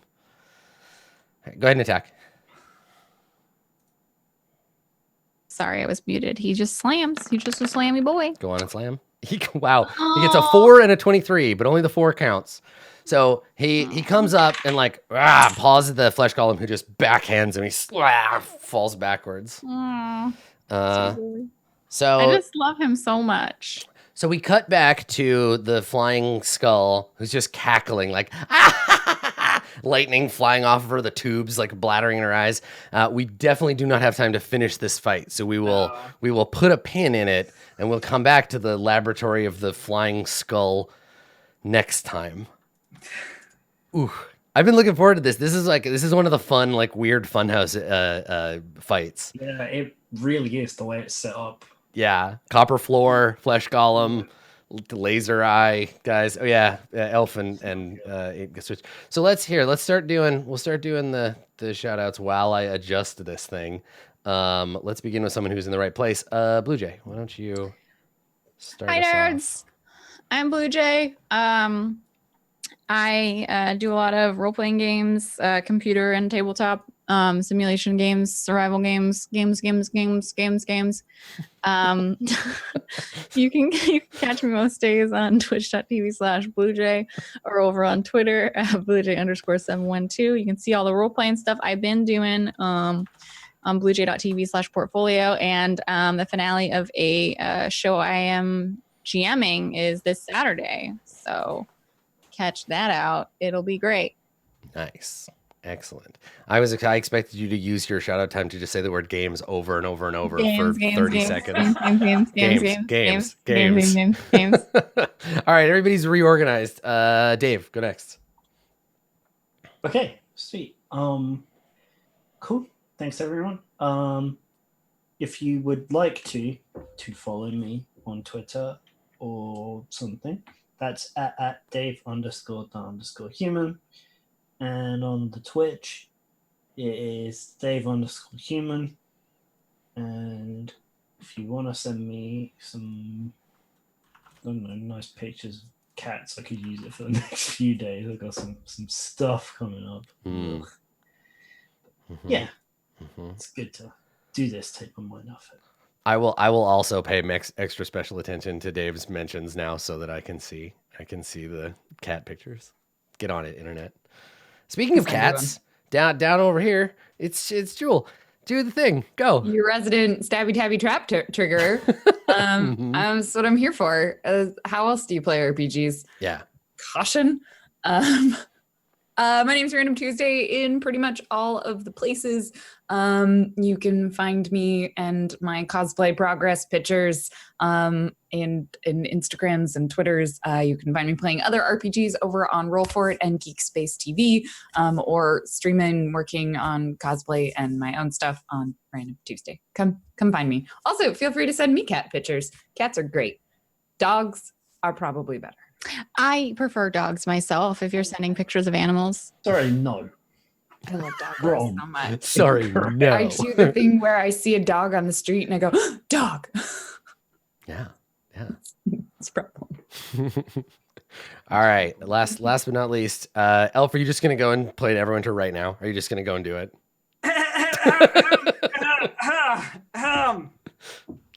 Games.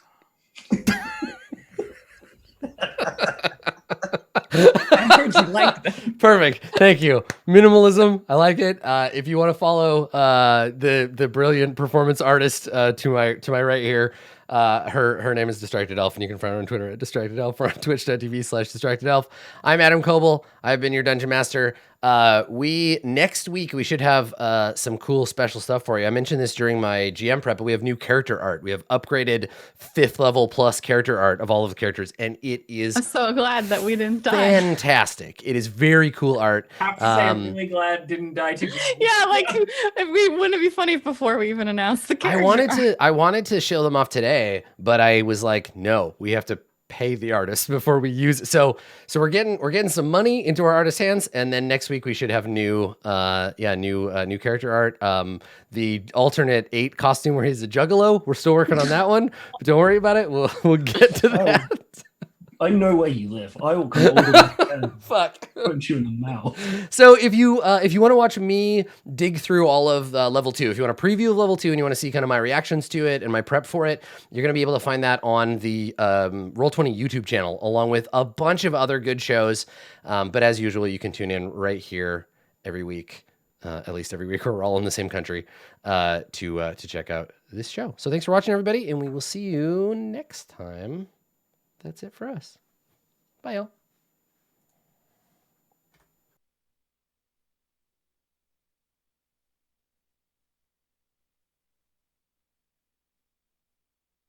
This stream is brought to you by Roll20, an easy-to-use virtual tabletop dedicated to making tabletop RPGs accessible to everyone. Join the adventuring party at roll20.net.